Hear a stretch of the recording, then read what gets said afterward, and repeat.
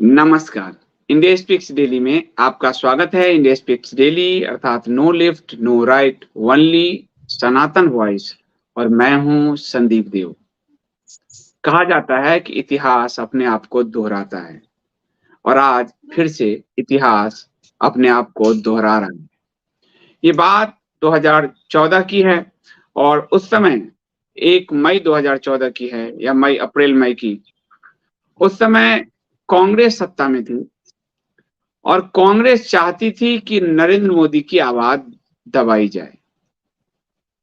नरेंद्र मोदी जी ने उस समय जो गुजरात के तब मुख्यमंत्री थे, डीडी न्यूज पर उनका एक साक्षात्कार आया था और साक्षात्कार मेरे मित्र अशोक श्रीवास्तव जी ने लिया था।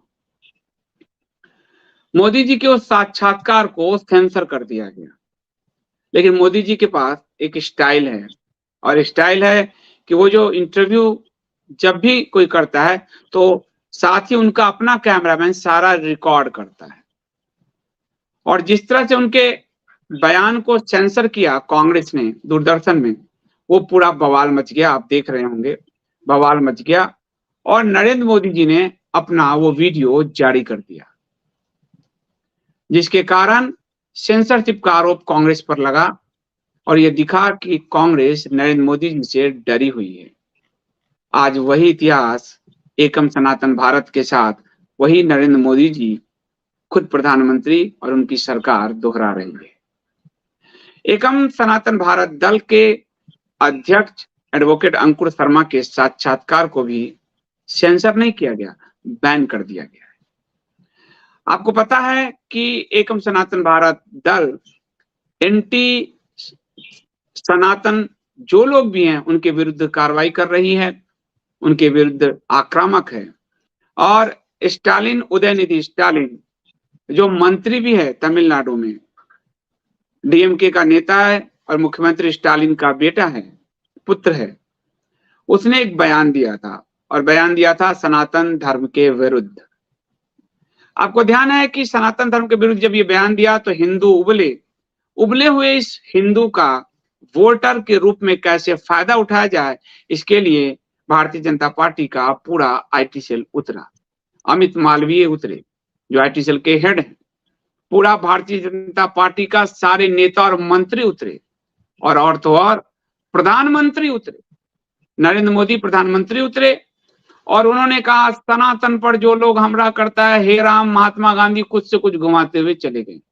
लेकिन भारतीय जनता पार्टी ने स्टालिन पे कोई कार्रवाई नहीं की, एक केस तक नहीं करवाया, उसके खिलाफ कार्यकर्ताओं को सड़क पर नहीं उतारा, पुतले नहीं जलवाए, क्योंकि भारतीय जनता पार्टी को कभी भी स्टालिन से मदद लेनी पड़ सकती है, लेकिन हिंदू के साथ छल करते हुए वोट के लिए इसका इस्तेमाल किया। लेकिन एकम सनातन भारत दल बिल्कुल, आप कहिए कि राजनीति से परे वो सिर्फ सनातन धर्म के लिए सोचती है और एकम सनातन भारत दल ने देश भर में इसके खिलाफ शिकायत दर्ज कराई, जिला के कलेक्टर को जाकर ज्ञापन सौंपा और कल तो एडवोकेट अंकुर शर्मा जो एकम सनातन भारत दल के अध्यक्ष हैं, उन्होंने और एकम सनातन भारत दल का जो अधिवक्ता परिषद है उसने स्टालिन के विरुद्ध जम्मू की अदालत में मामला दर्ज कराया और ना सिर्फ मामला दर्ज कराया बल्कि अदालत ने इसमें जांच अधिकारी भी मार्क कर दिए। उदयनिधि स्टालिन को जेल जाना पड़ सकता है, जेल जाना पड़ सकता है, या तो वो सनातन धर्म से माफी मांगेंगे, सनातन धर्मियों से, या वो जेल जाएंगे। इस स्तर की कार्रवाई की गई, ये कितनी बड़ी खबर है। शाम के 6 बजे जो चकल्लस ये मीडिया सजा कर बैठती है, उससे ये कितनी बड़ी खबर है कि उदयनिधि स्टालिन जो डीएमके के मुख्यमंत्री का बेटा है, मंत्री है, संवैधानिक पद पर है, उसके वो जेल भी जा सकता है। इतनी बड़ी कार्रवाई की गई और इस कार्रवाई को मीडिया ने समझा और मीडिया जब अंकुर शर्मा का इंटरव्यू लेने गई तो सारे इलेक्ट्रॉनिक मीडिया पहुंची। बड़ी खबर थी, लेकिन कल से आज तक मीडिया में वो इंटरव्यू चला ही नहीं। हमने भी वीडियो रिकॉर्ड किए हैं और चूंकि मीडिया के कई साथी हैं हमारे, तो वीडियो में आपको आगे उसकी स्क्रीनशॉट दिखा दूंगा, वीडियो पूरा नहीं दिखाऊंगा। मैं नहीं चाहता कि मीडिया के हमारे साथियों के साथ नरेंद्र मोदी जी ने जो किया वो मैं नहीं करना चाहता क्योंकि पत्रकार हैं, लेकिन आपको स्क्रीनशॉट जो उसके फोटोग्राफ दिखाऊंगा कि हमने पूरे इंटरव्यू रिकॉर्ड किए, किसी भी चैनल ने नहीं चलाया इंटरव्यू, किसी भी चैनल ने नहीं चलाया।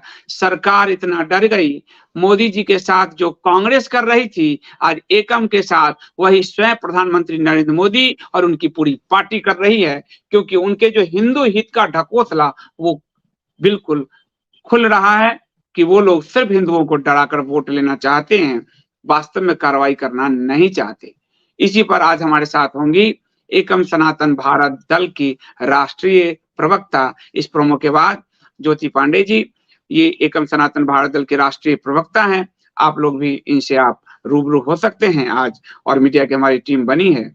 मैं उनसे आप उन तक जाऊंगा, उससे पहले आप लोग वीडियो को लाइक कर लीजिए, चैनल को सब्सक्राइब करिए, कमेंट जरूर कीजिए, क्योंकि पुनः लोकतंत्र में विरोधी पार्टी को दबाने का खेल शुरू हो गया है। तब हम मोदी जी के साथ थे, तो आज हमको अंकुर शर्मा के साथ खड़ा होना होगा। यदि तब हम निष्पक्ष रूप से हिंदू धर्म के लिए काम कर रहे थे, तो हमें अंकुर शर्मा जी के लिए खड़ा होना होगा। अन्यथा सिर्फ एक व्यक्ति को सत्ता में बैठाने तक की ही यात्रा थी, तो मास्टर स्ट्रोकवादियों को वो यात्रा, उन्हीं के शब्द में कहूंगा, अपने शब्द तो उनको नहीं दूंगा, मुबारक हो। तो मैं इस लौटता हूं इस प्रोमो के बाद और पूछते हैं ज्योति जी से कि ज्योति जी, आपका इतना लंबा अनुभव है पत्रकारिता के लिहाज से, ये कितना काला दिन है?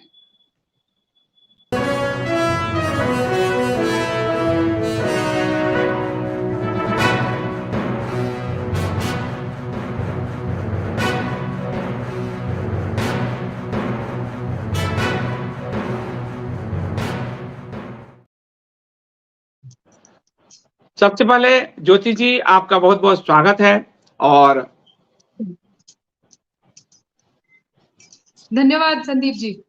आपको ढेर सारी हर हर महादेव, ढेर सारी आपको शुभकामनाएं कि आप एकम सनातन भारत दल की राष्ट्रीय प्रवक्ता बनी है। आपको ढेर सारी शुभकामनाएं। आप सभी लोगों को धन्यवाद और आभार। बहुत बड़ा उत्तरदायित्व है और मैं पूरी तरह से इस उत्तरदायित्व का निर्वाह करूंगी। काफी समय से हम लोगों की खोज चल रही थी और हमने बड़े इंटरव्यूज लिए हैं, आपको बड़ा ध्यान, मतलब मैं इंटरनल बात है ये, लेकिन हमने कई लेवल पे जो है, और टीम अब मीडिया की गठित हुई है। मीडिया की पूरी लिस्ट अभी लेटेस्ट लोगों के लिए जारी कर दिया जाएगा। लेकिन ज्योति जी, आपका जो साफ साफ बोलने का अंदाज है और बिना लाग लपेट के नॉन पॉलिटिकल हुए जो आप बोलती हैं, वो इस पार्टी के विचारधारा को सूट करता है। इसलिए आपको राष्ट्रीय प्रवक्ता की जिम्मेदारी पार्टी ने दिया है, पार्टी प्रेसिडेंट ने अंकुर शर्मा जी और पूरी टीम ने दिया है। इसके लिए आपको ढेर सारी शुभकामनाएं। बहुत बहुत धन्यवाद। ज्योति जी, सबसे पहले तो ये है कि जो उदयनिधि स्टालिन ने सनातन धर्म को लेकर कहा, उस पर आप अपनी पार्टी का, मैं यहाँ पर एक पत्रकार के नाते हूँ, मुझे आप बिल्कुल पार्टी का महासचिव मतलब ये समझिएगा, मैं पत्रकार के नाते हूँ और आप पार्टी की प्रवक्ता हैं, तो उस पर आपकी पार्टी का स्टैंड क्या रहा है अब तक?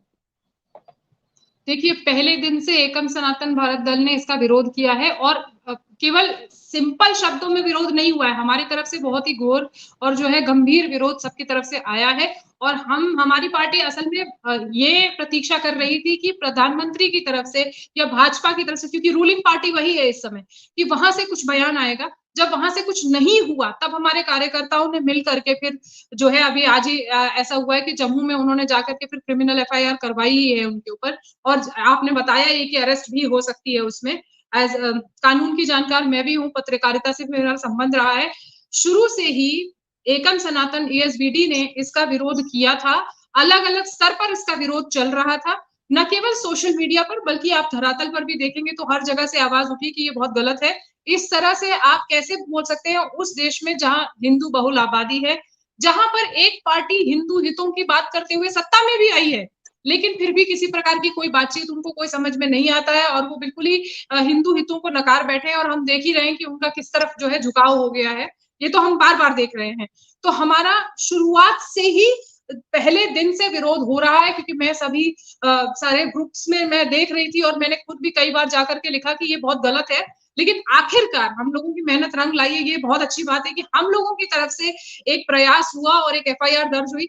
बल्कि मुझे ये बाद में पता चला, मुझे लोगों ने आकर के बताया कि मैम हम बहुत खुश हैं और आपकी पार्टी ने आखिरकार कर दिखाया। तब मैं गई कि अच्छा ये तो काम बहुत बढ़िया हो गया। तो हमारा तो आरंभ से ही था, प्रथम जब उन्होंने कहा था उसी दिन से हमारा जो है विरोध शुरू हो गया था। बस ये था कि हाँ, रूलिंग पार्टी है तो उसकी प्रतीक्षा हो रही थी। हालांकि हम लोगों को पता ही है कि अब रूलिंग पार्टी का स्टैंड रातों रात कैसे बदल गया है और वो नहीं रहा जो 2012 या 2014 में हुआ करता था। ठीक कह रही हैं आप। और पार्टी में इस बारे में पूरा मंथन हुआ और पार्टी के अध्यक्ष अंकुर शर्मा जी ने ये निर्णय लिया कि देश के हर कोने में उदयनिधि स्टालिन के खिलाफ एफआईआर दर्ज कराई जाए, प्रदर्शन किया जाए और कलेक्टेरिएट को घेरा जाए, ज्ञापन दिया जाए।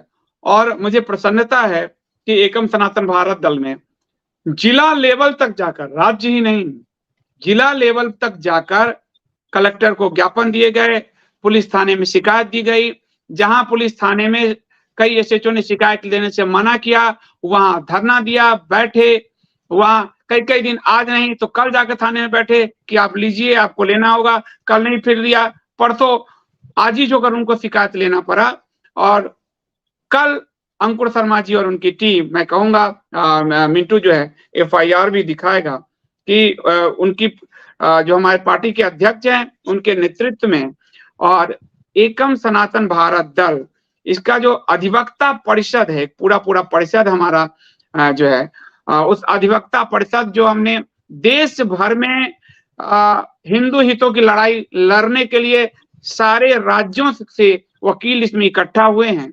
तो अधिवक्ता परिषद जो है, उनके एडवोकेट अतुल रैना जी, पंकज शर्मा जी और निखिल नारायण जी की याचिका पर जम्मू की अदालत ने यह निर्णय दिया। ज्योति जी, बहुत बधाई आपको कि आपकी पार्टी इतनी बड़ी लड़ाई लड़ रही है। ये जब आपने सुना कि पार्टी ने एक क्रिमिनल एफआईआर, मतलब आपराधिक मामला पहली बार उदयनिधि स्टालिन के इतिहास में पहली बार दर्ज हुआ, तो आपको कैसा फील हुआ एज ए पार्टी मेंबर? मुझे बहुत ही ज़्यादा प्रसन्नता हुई। जैसा कि मैंने पहले भी बताया कि मुझे असल में पता किसी और से चला, जो कि पार्टी के सदस्य भी नहीं है, मगर वो मेरे साथ जुड़े हुए हैं और उन्होंने मुझे आकर जब बधाई दी और कहा कि बहुत-बहुत बधाई हो। और तब भी मैं ये सोच रही थी कि हो सकता है अवमानना या ऐसा कोई सेक्शन लगा हो, पर मैंने देखा कि क्रिमिनल जो केस दर्ज हुआ है, मुझे उस बार अब पूरे चांस हैं जब लग कर के इसको लड़ा जाएगा कि इनकी अरेस्ट हो, क्योंकि मैं चाह रही थी कि इन केसेस में अब अरेस्ट होनी चाहिए। छोटे-मोटे से बात नहीं बनेगी कि हमने विरोध कर दिया कहीं बैठकर या हमने इसको जो है आलोचना कर दी, कड़ी निंदा कर दी, जैसा कि एक जो है एक संस्कृति चली आ रही है पॉलिटिकल पार्टीज में कि हमने इस बात की घोर भर्त्सना की या कड़ी निंदा की। कड़ी निंदा और घोर भर्त्सना का समय अब समाप्त हो चुका है। अब इन बातों में अरेस्ट होनी चाहिए और अब इसको बहुत ही गंभीरता से लिए जाने की जरूरत है कि हम मतलब कोई भी आकर के खड़ा होकर के जो है हिंदू धर्म के बारे में और सनातन के बारे में कुछ भी कह दे और हमको सहन करना है उसको, वो समय अब जा चुका है। क्योंकि हम लोग पिछले हम नुपुर शर्मा का केस देख चुके हैं, हम कन्हैया लाल जी का केस देख चुके हैं और बाकी इस तरह के और भी पॉलिटिकल जो है डेवलपमेंट्स हम देखते चले आ रहे हैं कि कोई कुछ भी कहकर चला जाता है तो नुपुर शर्मा को ही छुपना पड़ रहा है, कन्हैया लाल जी को मार के चले जा रहे हैं लोग। तो ये जो एक तरह से माहौल बन गया था, जो एक जिसे कहते हैं ना कि फेथ खत्म होना।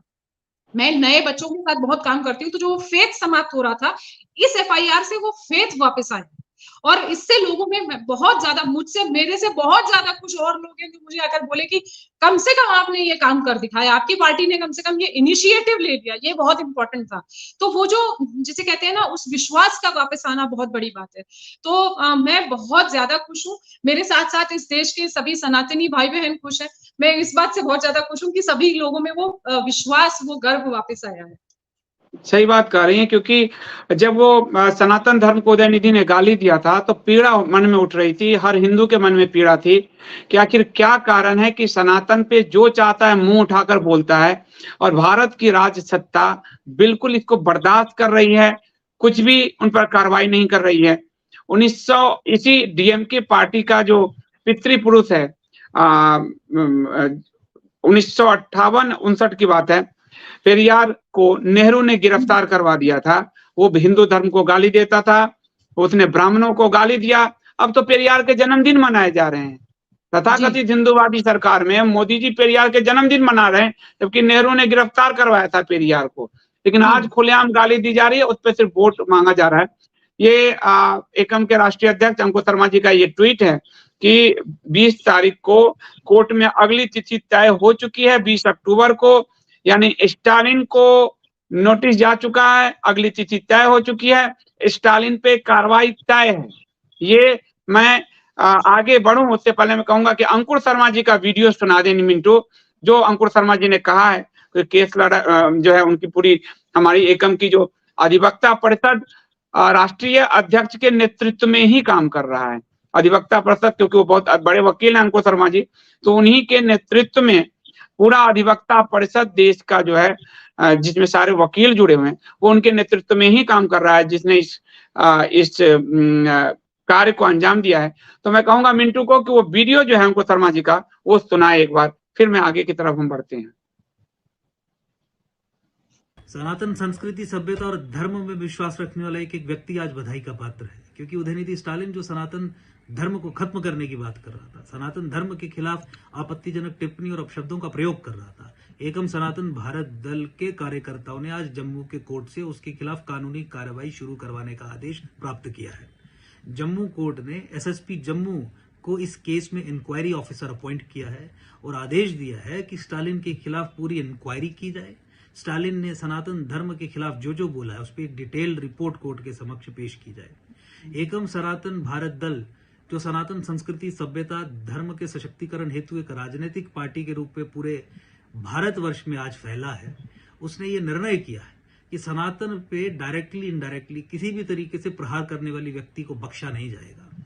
इसी संबंध में जब हमने दूसरे राजनीतिक दलों का भी रवैया देखा और खासकर भाजपा की केंद्र सरकार और राज्यों में तमाम पॉलिटिकल पार्टीज की इंक्लूडिंग कांग्रेस या दूसरे राजनीतिक दलों की सरकारों का रवैया देखा कि ये तो केवल इस कंट्रोवर्सी को वोट बटोरने के लिए बयानबाजी तक सीमित रख रहे हैं, तो हमने तय किया कि स्टालिन को छोड़ा नहीं जाएगा। पार्टी में आदेश दे दिया गया कि जितने भी राज्य हैं, हर राज्य से स्टालिन के खिलाफ एप्लीकेशन दी जाए ताकि इस पे कानूनी कार्रवाई हो।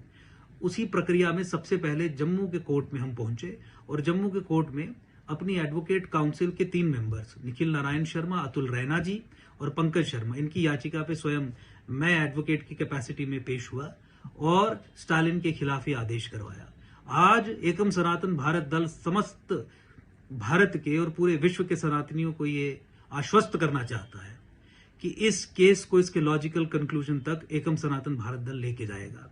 बहुत शीघ्र हम ये सुनिश्चित करेंगे कि स्टालिन को अरेस्ट भी किया जाए, इस केस के ट्रायल को भी इसके लॉजिकल कंक्लूजन तक लिया जाएगा और ये सुनिश्चित किया जाएगा कि स्टालिन अपने जीवन का कुछ कालखंड जेल की कालकोठरी में भी गुजारे। भाजपा हो, कांग्रेस हो, तमाम पॉलिटिकल पार्टीज हो, जिस तरीके से राजनीतिक रोटियां सेकने के लिए उन्होंने सनातन धर्म का अपमान होने दिया है, एकम सनातन भारत दल ये नहीं सहेगा और जिस हद तक हमें जाना पड़ेगा ऐसे लोगों को पनिश करवाने के लिए, उस हद तक एकम सनातन भारत दल का एक कार्यकर्ता जाएगा। बहुत बहुत धन्यवाद। तो आपने देखा कि राष्ट्रीय अध्यक्ष एकम के अंकुर शर्मा जी ने कहा कि उसको पनिश कराने के लिए हम आखिरी हर स्तर को पार करेंगे और स्टालिन को पनिश कराया जाएगा।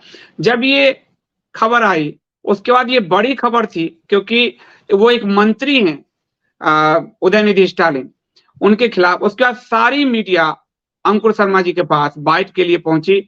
मैं कहूंगा वो फोटोग्राफ दिखाया जाए, वीडियो में नहीं दिखाऊंगा क्योंकि हमारे मीडिया के साथी, मैं पत्रकारिता से हूं, लेकिन फोटोग्राफ दिखाई जाए कि सारे जो है मीडिया हाउस पहुंचे, एएनआई जितने भी बड़े मीडिया हाउस हैं वो सब पहुंचे, रिपब्लिक सब था।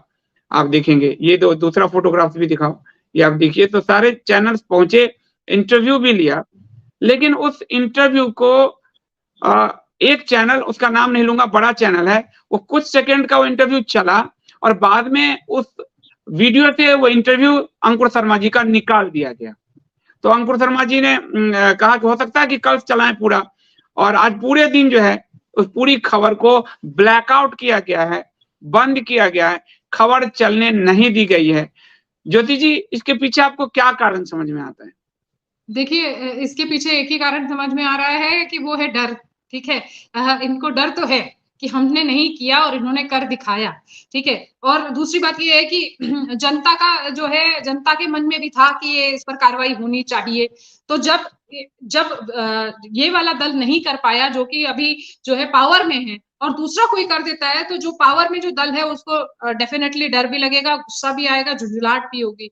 तो अब उनको कवरेज ना देने के पीछे, जबकि ये मतलब ये इतनी गलत बात है, क्योंकि मेरा भी संबंध पत्रकारिता से रह चुका है। पत्रकार का काम होता है निष्पक्ष रूप से हर तरफ की खबर दिखाना, और ये खबर तो बिल्कुल जानी चाहिए थी कि ये कार्रवाई हुई है, और ये नहीं गया है। तो मीडिया को जिस तरह से कंट्रोल ये सरकार कर रही है, it should be a black day, मतलब जर्नलिस्ट को मनाना चाहिए था, वो भी नहीं कर पा रहे हैं हम लोग। ये बहुत गलत बात है, और ये हम जिसको जनतंत्र कहते हैं, लोकतंत्र कहते हैं, डेमोक्रेसी कहते हैं, उसके विरुद्ध है ये। और इससे साफ साफ बीजेपी का डर तो बहुत साफ साफ दिखाई दे रहा है। मोदी जी बहुत ज्यादा घबराए हुए हैं, वो झुंझलाहट है कि अच्छा मतलब ऐसे कैसे हम नहीं कर पाए, इन्होंने कैसे कर दिखाया। और आप जो है कवरेज भी होती है, फिर भी उसको दिखाने ना दिया जाए, ये एंटी डेमोक्रेटिक है बेसिकली। और इस पर तो बात होनी चाहिए। मुझे समझ में नहीं आ रहा है कि लोग शांत क्यों हैं। विपक्षी दल भी शांत हैं।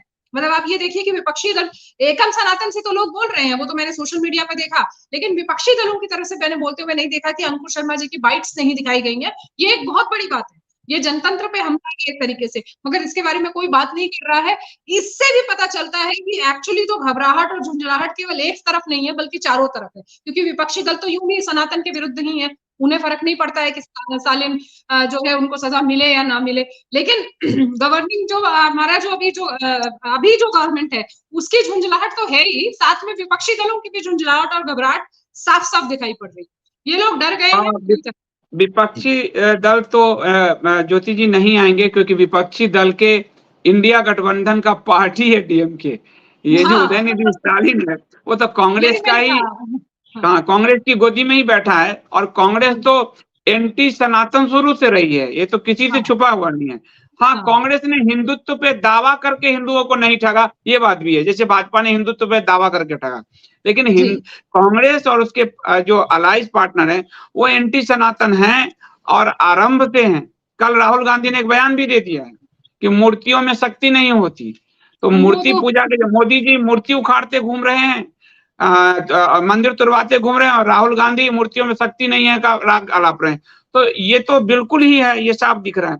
लेकिन आपको ये लग रहा है कि जिस तरह से कांग्रेस सत्ता में थी और उसने नरेंद्र मोदी के इंटरव्यू को दबाने का प्रयास किया, क्या नरेंद्र मोदी जी, और उस समय नरेंद्र मोदी जी ने अपने वीडियो जारी करके इसका प्रतिरोध किया था, क्या प्रधानमंत्री बनने के बाद नरेंद्र मोदी जी लोकतंत्र की वो साधारण परिभाषा भूल गए हैं, जब आज उनकी सरकार वही कदम उठा रही है, यानी उससे भी ज्यादा खराब कदम। कांग्रेस ने उनका इंटरव्यू का कुछ हिस्सा काटा था, इन्होंने तो पूरा इंटरव्यू ही मीडिया में चलने नहीं दिया।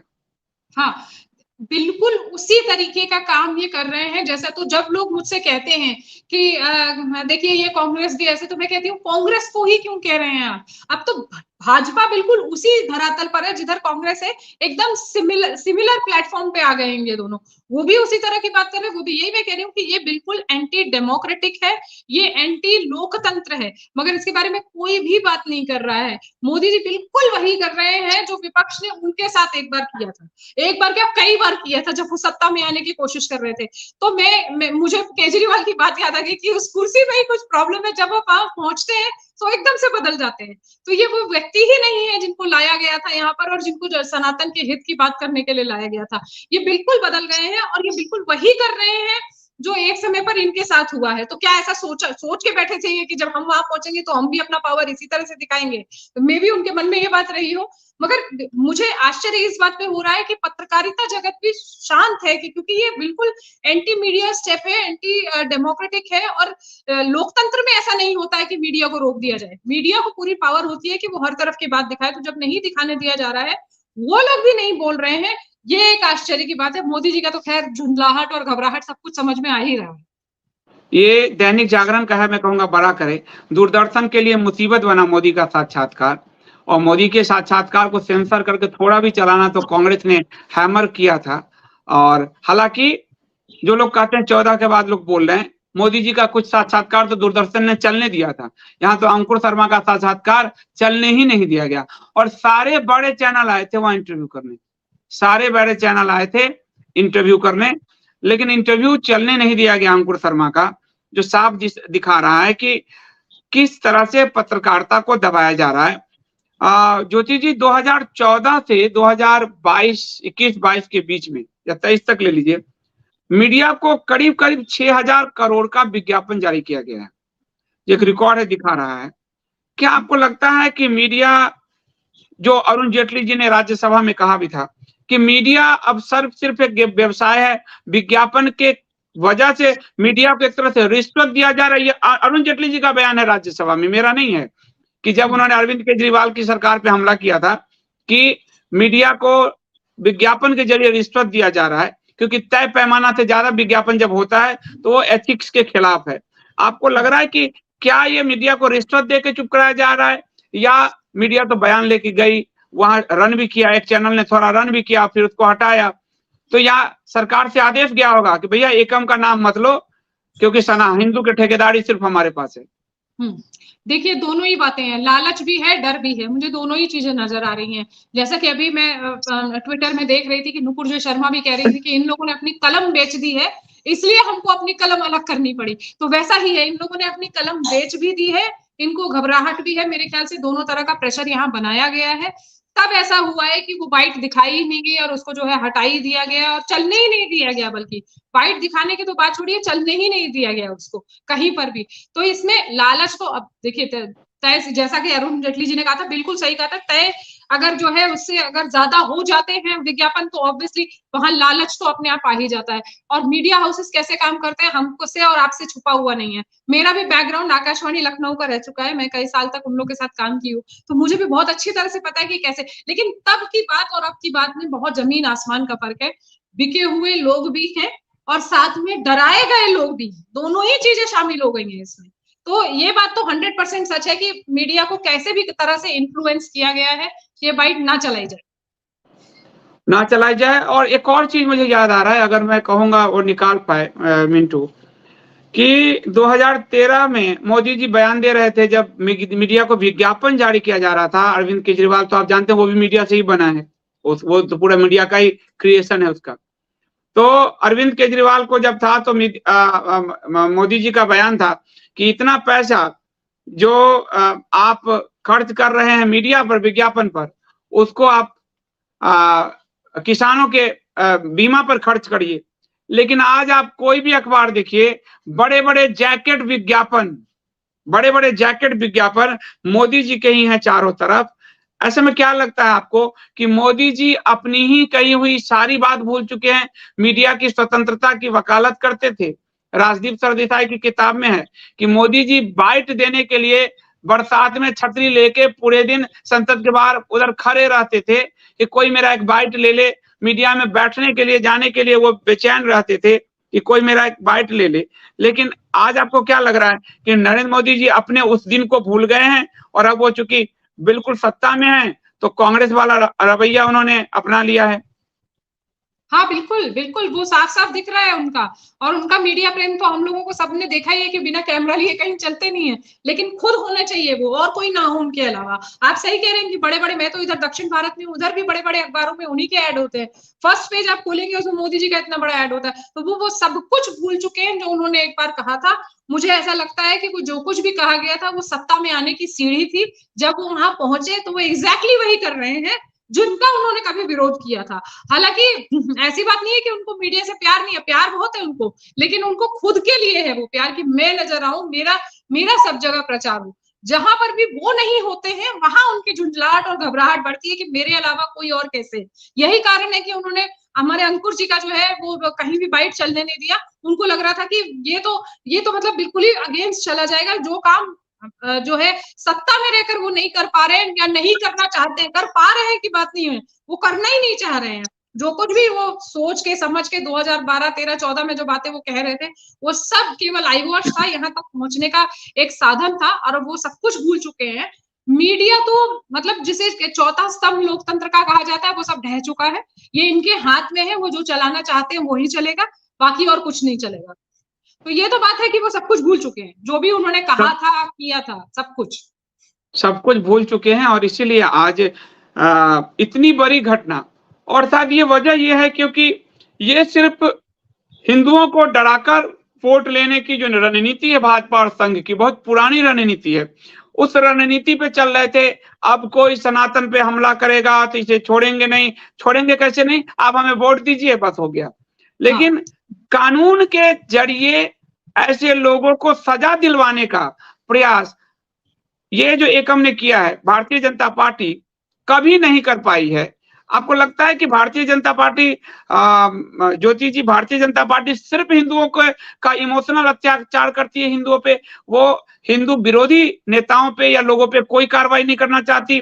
नरेश अग्रवाल, आपने कल देखा होगा कि किसी इन्हीं के एक नेता ने, नाम नहीं लेना चाहिए, ने किसी को कुछ कह दिया तो उसको सोकॉज नोटिस जारी किया गया है। परंतु नरेश अग्रवाल, जिसने भगवान विष्णु, भगवान राम, इन सबको गाली दिया, उसको ये पार्टी में ले आए। तो आपको लगता है कि ये हिंदू धर्म के साथ सिर्फ खिलवाड़, इमोशनल अत्याचार कर रहे हैं हिंदुओं के साथ? हिंदू धर्म से इनका कोई भी लेना देना नहीं है। 100% आपने सही कही, और ये टर्म मुझे पसंद आया कि ये हिंदुओं के ऊपर इमोशनल अत्याचार 101% है, क्योंकि जब इनको वोट चाहिए होते हैं तब ये इस तरह की बात करते हैं, हिंदू खतरे में, और फिर आपको वो वैसे मैसेजेस और सब जगह मीडिया में, क्योंकि मीडिया तो इनके हाथ में है ना, वो सब वैसे मैसेजेस दिखने लगेंगे। और जब काम करने का समय आता है तो ये पीछे हो जाते हैं, फिर इनके लिए पसमानदा प्रेम जाग जाता है अचानक से, फिर ये मुस्लिम महिलाओं के हित की बात करने लगते हैं। वहां पर ना हिंदू पुरुष दिखाई देंगे ना स्त्रियां दिखाई देंगी इनको। ये केवल और केवल आई वॉश करते हैं ताकि हमें ऐसा लगे, और इनको मतलब ये ऐसा प्रेजेंट करते हैं कि केवल एक पार्टी है जो हिंदुओं के हितों की बात कर रही है, जो उनके बारे में सोचती है, जबकि असल में आप इनका पूरा रिकॉर्ड देख लीजिए कि इन्होंने कहीं कुछ भी नहीं किया है और केवल बातें हैं। और अब तो बातें भी बंद हो गई है, मतलब लोग इंतजार करते हैं कि मोदी जी नॉर्थ ईस्ट के बारे में कुछ बोलेंगे, मणिपुर में कुछ चल रहा होता है फिर वो उसके बारे में कुछ बोलेंगे, मोदी जी इनके बारे में कुछ बोलेंगे, मोदी जी सिखों के बारे में कुछ बोलेंगे जब ये खालिस्तान वाला शुरू होता है। लेकिन मोदी जी शांत रहते हैं, क्योंकि उनको पता है कि उनको जहां पहुंचना था वो सारी बातें करके वो वहां पहुंच चुके हैं। उनको सिर्फ बातें करनी थी ताकि वो वोट ले सके। वोट उनको मिल गए हैं, सत्ता में वो आ गए हैं, अब उनका काम हो गया है खत्म। तो ये इमोशनल अत्याचार जो था ना वो खुलने लगा है, लोगों की आंखें खुलने लग गई कि ऐसा हो रहा है, दिखने लग गया है लोगों को। ये एक अच्छी बात है। अभी तक तो लोगों को दिख नहीं रहा था, अब मैं देख रही हूँ कि बहुत सारे ऐसे लोग जो बड़े जो है पक्षधर हुआ करते थे, उनकी सबकी आंखें खुल गई हैं कि अच्छा ये तो केवल एक जो है वोट लेने का तरीका था। तो अब जितनी बातें थी उनकी वो सब खत्म हो चुकी है, क्योंकि अब उनको जो उनका जो अल्टीमेट गोल था वो मिल गया है कि सत्ता मिल गई है, अब हमको कुछ नहीं करना है। अब जो हिंदू हित की बात करेगा उसको सप्रेस कैसे करना है उसका काम ये कर रहे हैं। मतलब जो काम कल को कांग्रेस करती थी वो काम एग्जैक्टली अब मोदी जी कर रहे हैं और भाजपा कर रही है। वो आपको साफ साफ दिखाई देगा हर जगह। आप बात करने की कोशिश करेंगे आपको चुप करा दिया जाएगा, अंकुर जी बात करने की कोशिश करेंगे उनको चुप करा दिया जाएगा, मैं कुछ कहने की कोशिश करूंगी मुझे चुप कराया जाएगा, या किसी और तरीके से कोई और दबाव बनाया जाएगा। तो ये तो 100% सच बात है कि ये इमोशनल अत्याचार है हिंदुओं पर, और हिंदुओं की आंखें अब जिनकी नहीं अब खुली है ना उनकी भी खुलनी चाहिए। ये बहुत इंपॉर्टेंट है, बहुत इंपॉर्टेंट है। उसके बाद सनातन धर्मियों ने जब ये देखा, सोशल मीडिया पे हमने डाला, रात्रि में डाला, अंकुर जी का वीडियो आया, वीडियो डाला गया, और जब सुबह इंतजार किया सुबह तक कि मीडिया टेलीविजन चैनलों ने इसको नहीं चलाया, तो सोशल मीडिया पर आप देखिए कि सनातनियों ने स्वयं बिना संगठित हुए, बिना संगठित प्रयास के ट्विटर पर उन्होंने ट्रेंड चला दिया सुबह सुबह। और मेरे लोगों ने कहा, फोन किया कि अरे ट्रेंड चल रहा है, कौन सा? तो एकम सनातन भारत का। तो क्या है? एकम अगेंस्ट एंटी सनातन। आप देखिए, एकम अगेंस्ट एंटी सनातन ये पूरा ट्रेंड करने लगा, और इससे और भाजपा घबराई, और जिसके कारण आप देखेंगे कि वो पूरे आप इसमें जितने भी उनके IT सेल वाले तो छोड़ दीजिए, जो उनके पक्ष में मीडिया से लेकर सोशल मीडिया, यूट्यूब तक बैठे हैं, उन सब का इस पर से एक भी ट्वीट आप नहीं देखिएगा।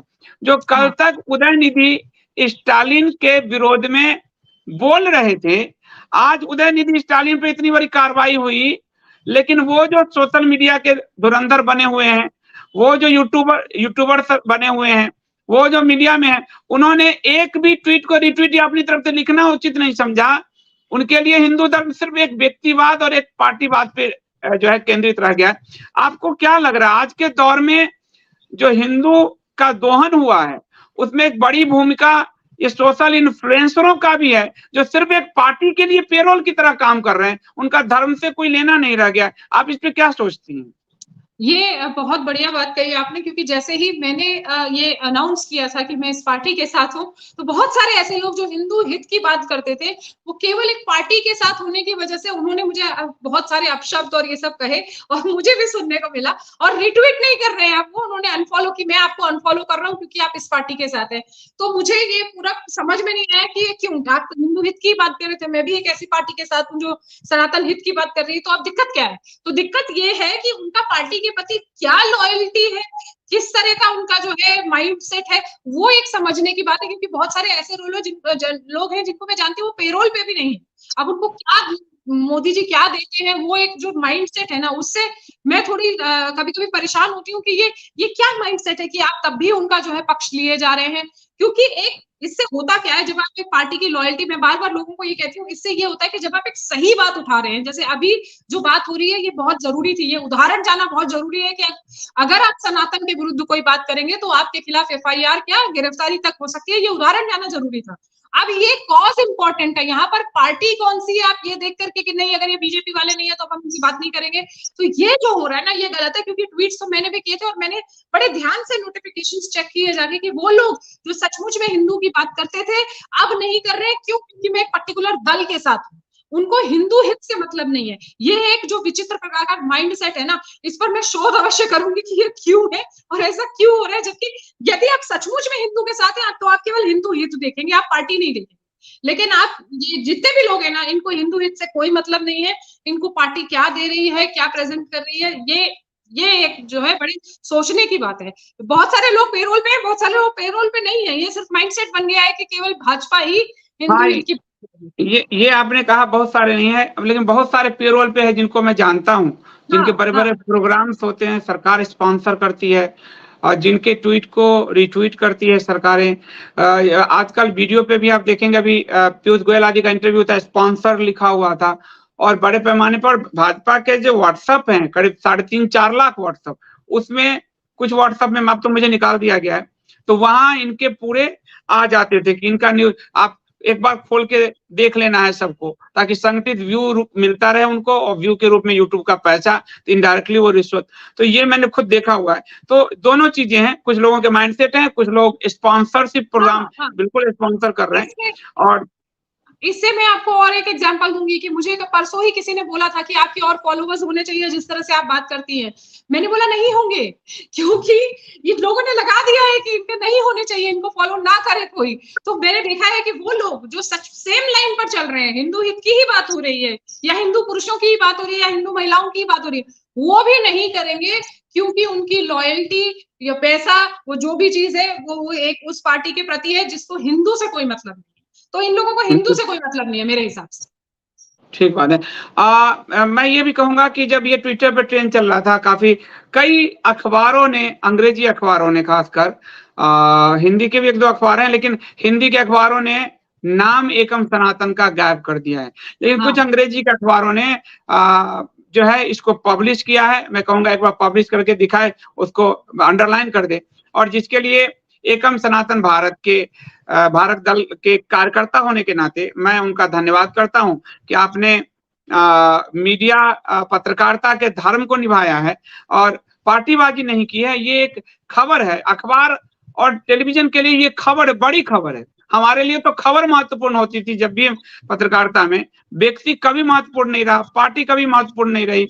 एडिटर्स के लिए हो जाते थे, जो आज भी कई बार हैं, लेकिन हमारे लिए खबर महत्वपूर्ण रही। तो ये एक बड़ी खबर थी। उदयनिधि स्टालिन को जब जम्मू के कोर्ट में हाजिर किया जाएगा, ये बड़ी खबर है। और वो डीएमके जो पूरा एंटी हिंदू मूवमेंट लेकर चला, पेरियार के आदर्श को, एंटी ब्राह्मण मूवमेंट लेकर चला, उसके एक मंत्री को, न सिर्फ नेता, मंत्री को, उस पार्टी के मुख्यमंत्री के बेटे को कोर्ट में हाजिर होने की बात हो रही है, उसके लिए जांच अधिकारी नियुक्त किए गए। ये बड़ी खबर थी अखबार के लिए और न्यूज चैनल के लिए, जिस खबर को अखबार और न्यूज चैनल ने बिल्कुल खत्म करने का प्रयास किया। लेकिन फिर भी कई अखबारों ने जिसको छापा, उनका धन्यवाद करते हैं। हिंदुस्तान अखबार, रिपब्लिक वर्ल्ड.com ने इसको छापा, पब्लिश किया है। हिंदुस्तान अंग्रेजी ने इसको पब्लिश किया है। और कौन कौन से हैं? टेलीग्राफ ने, या दिखाओ दो एक बार, द ट्रिब्यून है वो किया है। दैनिक जागरण ने किया है, लेकिन नाम नहीं है उसमें, देख लो एक बार। और बहुत सारे मीडिया हाउस हैं जिन्होंने इसको पब्लिश किया है, उनको मैं धन्यवाद करता हूं कि कम से कम उन्होंने पत्रकारिता की मर्यादा को रखा कि एक बड़ी खबर है उसको करना चाहिए। आपको क्या लग रहा है आज भी ज्योति जी? मैं हमेशा प्रिंट का पत्रकार रहा हूं, हमेशा प्रिंट कर रहा हूं, इलेक्ट्रॉनिक में अवसर भी मिला तो मैं नहीं गया, एक बार गलती मैं कर रहा था लेकिन बच गया मैं। तो आज भी प्रिंट मीडिया ने में थोड़ी पत्रकारिता दिख रही है कि उसने किया है और है, उसके मुकाबले इलेक्ट्रॉनिक मीडिया जो है वो बिल्कुल एक तरफा बह रहा है। जैसे कांग्रेस राज में वो एक तरफा बहती थी, कांग्रेस की तरफ अभी भाजपा की तरफ बह रही है। तो प्रिंट और इलेक्ट्रॉनिक मीडिया का ये अंतर भी आप नोट कर पा रही हैं इस मुद्दे में? बल्कि हमेशा होता है, ये आपने बहुत बढ़िया जो है पॉइंट आउट किया। ये मैं हमेशा देखती हूँ कि ये रहता ही है। प्रिंट मीडिया फिर भी तथ्यों को इकट्ठा करके ढंग से लिखेगा चीजों को, लेकिन इलेक्ट्रॉनिक मीडिया बिल्कुल भी नहीं लिखेगा। अभी किसी ने रिपब्लिक की जो है एग्जांपल भी दिया था यहाँ पर कमेंट्स में, तो मैं देख रही थी कि हाँ, उन्होंने पार्टी का नाम तक गलत दिया हुआ है सिर्फ इस वजह से कि कहीं सच सामने ना आ जाए। तो ये दिखता है क्योंकि वो लोग एक तरह से बीजेपी के माउथ पीस बन चुके हैं कि वही बोलना है जो बॉस कह रहे हैं। तो अब पत्रकारिता से कोई मतलब नहीं है, ठीक है। अब उनका उससे कुछ भी मतलब नहीं है, उनको सिर्फ ये कहना है कि जो सत्ताधारी पार्टी बोल रही है बस उसी के बारे में बात करनी है। तो जो इलेक्ट्रॉनिक मीडिया है ना, उसका जो प्रेजेंटेशन स्टाइल है वो भी आप कभी नोटिस करिएगा कितना अलग होता है। वो बिल्कुल सही बात आगे आने ही नहीं देंगे। वो ऐसा प्रेजेंट करेंगे जैसे कि कुछ ऐसा हो भी नहीं रहा है और ऐसा कुछ बढ़िया कोई ऐसी बात भी नहीं हुई है, और इस दल को भी गलत तरह से प्रेजेंट करेंगे वो। हालांकि प्रिंट मीडिया फिर भी आप जैसा उनको बाइट देंगे वो वैसा ही लिख कर देंगे आपको। लेकिन इलेक्ट्रॉनिक मीडिया, एक तो इलेक्ट्रॉनिक मीडिया का मैंने कहा ना ग्लैमराइज करना बड़ा आसान है, तो वो जो प्रेजेंटेशन देते हैं उसका प्रेजेंटेशन स्टाइल बहुत अलग होगा। वो बातों को बदल देगा, बात कुछ और होगी, उसको कैसे प्रेजेंट कर देगा। और ये मैं कई बार पहले भी पॉइंट आउट कर चुकी हूँ, जब मैं पुरुषों के मुद्दों को लेकर भी करती थी तब भी, कि आप लोग इसको अलग तरह से कैसे प्रेजेंट करते हैं। तो ये इनके हाथ में होता है हमेशा। और आप देखिएगा कि जितना भी मिसकोट करने का काम है ना, ये इलेक्ट्रॉनिक मीडिया बहुत बढ़िया करता है। तो ये फर्क है, और ये आपने नोटिस किया है, बहुत लोग भी नोटिस कर रहे होंगे कि अखबार अलग तरह से लिखता है और ये लोग अलग तरह से लिखते हैं। ये सही कह रही, क्योंकि मैं तो इतना लंबा मैंने जॉब किया है एज ए जर्नलिस्ट, जो है as a reporter, senior reporter तक मैं जो है स्पेशल कॉरेस्पॉन्डेंट तक मैं गया हूँ। तो ये तो मैंने नोट किया है कि प्रिंट की पत्रकारिता आज भी विश्वसनीय है इलेक्ट्रॉनिक के मुकाबले। अब मैं आपको एक और दिखाऊंगा, जो संघ का मुखपत्र है पांचजन्य। मुझे याद है पांचजन्य ने गे पे बेवजह की चीजें छापी थी, खासकर मोहन भागवत का बयान, जो भी किया हो उनका अपना। लेकिन पांचजन्य जब ये देखिए ट्वीट कर रहा है, तो पांचजन्य ने एकम सनातन भारत और अंकुर शर्मा का नाम ही उड़ा दिया। और ऐसे कई अखबारों ने किए हैं, कई जो लीगल रिपोर्टिंग करते हैं अखबार, उन्होंने भी सेम यही किया है। क्या ये आपको लगता है कि अनजाने हो गया होगा, या फिर ये सोची समझी बड़ी रणनीति साजिश है कि कोई हिंदू पार्टी खड़ा हो गया तो हमारी प्यारी भाजपा का क्या होगा? नहीं, हाँ, ये बिल्कुल अनजाने में नहीं है, ये बिल्कुल सोचा समझा है। ये इन लोगों का स्ट्रेटजी है कि इसको इस तरह से ही कहना है कि ऐसा ना हो कि मोदी जी पे कोई आंच आ जाए। सबको पता है कि उनका मुखपत्र है, साथ पूरा हम लोग तो जमानों से जानते हैं पांचजन्य को। तो ये सोचा समझा कैलकुलेटेड स्टेप होता है इन लोगों का, और जो कि मिलके बैठ के डिसाइड होता है कि इसको इसी तरह से प्रेजेंट करना है, इसमें नाम नहीं लेना है। ये अनजाने में इस तरह की मिस्टेक्स नहीं होती हैं, कभी भी होती भी हैं तो ट्वीट है, दूसरा ट्वीट आ जाएगा उसी में। तो अगर ये लोग इस तरह करते हैं, वो बिल्कुल सोचा समझा होता है इनका, ये आगे आने नहीं देंगे। वही तो मैं कह रही हूँ कि ये लोग बार बार करते हैं ये काम, कि कैसे इसको सप्रेस कर देना है, इसको दूसरी तरीके से प्रेजेंट कर देना है, या घुमा कर बात बोल दो ताकि असली बात तो आगे आए ना, असली लोगों का नाम आए ना। ये अनजाने में नहीं है, ये बिल्कुल कैलकुलेटेड स्टेप है, कैलकुलेटेड है। अब मैं इस पूरे न्यूज विमर्श के इस खबर के विमर्श के अब मैं दूसरे पहलू की तरफ चलता हूं। भारतीय जनता पार्टी जो खुद को हिंदूवादी पार्टी कहती है, केंद्र में है, और वो बिल्कुल चाहे तो स्टालिन पे कार्रवाई कर सकती है। आज आपने देखा, लोग कहेंगे कैसे कर सकती है। इसी तमिलनाडु की सरकार ने मनीष कश्यप नामक एक यूट्यूबर को बिहार से उठा लिया एनआईए लगा के। आप देखिए, ये काम केंद्र कर सकती है, भाजपा की कोई भी राज्य सरकार कर सकती है, लेकिन वो नहीं करेगी। और वो क्यों नहीं करेगी, मैं थोड़ा लोगों को बैक जो है फ्लैशबैक में ले जाना चाहूंगा, क्योंकि मैं हमेशा न्यूज में वैल्यू ऐड कुछ देने का प्रयास करता हूं अपनी आदत के मुताबिक। तो आज डीएमके कांग्रेस की अलाई पार्टनर है और सोनिया की सरकार से वो लगातार है, लेकिन कभी ये भाजपा की अलाई पार्टनर होती थी। वाजपेयी जी की जो सरकार थी उसको में डीएमके करुणानिधि का बड़ा योगदान था, करुणानिधि की पार्टी उसमें थी। और एक बात और आश्चर्य लगेगा कि हमारा जो राम सेतु है, उस राम सेतु को तोड़ने का जो दिमाग का फितूर था, वो फितूर डीएमके का था। और वाजपेयी जी ने समर्थन लेने के लिए डीएमके के इस फितूर को आगे बढ़ाया वाजपेयी सरकार ने, और राम सेतु तोड़ने के लिए यानी सेतु समुद्रम प्रोजेक्ट के लिए पहली रिपोर्ट जो दी गई वो एनडीए सरकार में, और पहला जो बजट 3500 करोड़ का अप्रूव किया गया वो एनडीए सरकार में। तो क्या ज्योति जी आपको लगता है कि कभी 24 में भाजपा कुछ सीटों से यदि कम रह गई तो वो डीएमके का साथ भी ले सकती है, इसलिए वो स्टालिन पे खुलकर आक्रमण करने से बच रही है? जब वो राम सेतु तोड़ने के लिए बजट जारी कर सकती है तो स्वाभाविक है अभी सनातन उन्मूलन की बात है, उसमें उनको अपने हाथ जलाने की क्या जरूरत है फिर? देखिए, करुणानिधि को तो नाम याद ही ऐसे किया जाता है कि ये वो व्यक्ति है जिन्होंने काल्पनिक बताया था, राम सेतु को, राम को, सबको काल्पनिक बता दिया था, ठीक है। तो उनको तो याद ही ऐसे किया जाता है। और आप बिल्कुल सही कह रहे हैं, ये अगेन कैलकुलेटेड स्टेप है कि स्टालिन के खिलाफ कुछ नहीं बोला जाएगा, क्योंकि अभी उनको ये चीज बहुत अच्छी तरह से पता है कि लोकसभा इलेक्शंस आ रहे हैं और उसमें उनके वोट उतने वैसा उनको मेजोरिटी नहीं मिलने वाली है अब जैसे पहले मिली थी, क्योंकि लोगों का विश्वास अब उन्होंने ऑलरेडी तोड़ दिया है। जो लोग कह रहे थे कि हाँ हम इनको मेजोरिटी में इसलिए लाए थे कि काम होगा, तो वो क्या काम हुआ है वो हम सब लोग जानते हैं। तो उन्होंने ये एक स्टैंड बाय रखा है, ताश के पत्तों में हम लोग एक रखते हैं ना अपना एक स्टेप, तो वो उन्होंने करके रखा हुआ है कि यदि ऐसा होता है तो हम स्टालिन की पार्टी का साथ ले लेंगे। इसीलिए कहीं भी कोई भी कार्रवाई नहीं की है। और ये बात आप सही कह रहे हैं कि यदि मनीष कश्यप जैसे लड़के को उठाया जा सकता है और एनआईए लगाया जा सकता है तो बिल्कुल इनके हाथ में था कि एक जो काम हमारे जम्मू वाले कार्यकर्ताओं ने किया वो ये रूलिंग पार्टी को करना चाहिए था। यही फ्रस्ट्रेशन और यही डर है, इसी वजह से जो है ये लोग छुपे बैठे हैं और कुछ भी बाइट नहीं चला रहे हैं और ना हम लोगों को बात करने दे रहे हैं। तो 100% ये कैलकुलेशन करके इन्होंने रखा हुआ है। 2024 में कुछ भी गड़बड़ होगी तो ये लोग डीएमके का साथ लेंगे, और इसी वजह से जो है इन लोगों ने अपना जो है दोस्ती यारी बना के रखी हुई है और वो तोड़ नहीं रहे हैं वो। और कुछ कार्रवाई, जबकि मैं बार बार यही कह रही हूँ कि हम लोग तो इंतजार करते हैं ना कि अरे इतनी बड़ी बात हो गई, अब तो मोदी जी कुछ कहेंगे। उनका कहीं भी कोई भी कभी बयान नहीं आता है।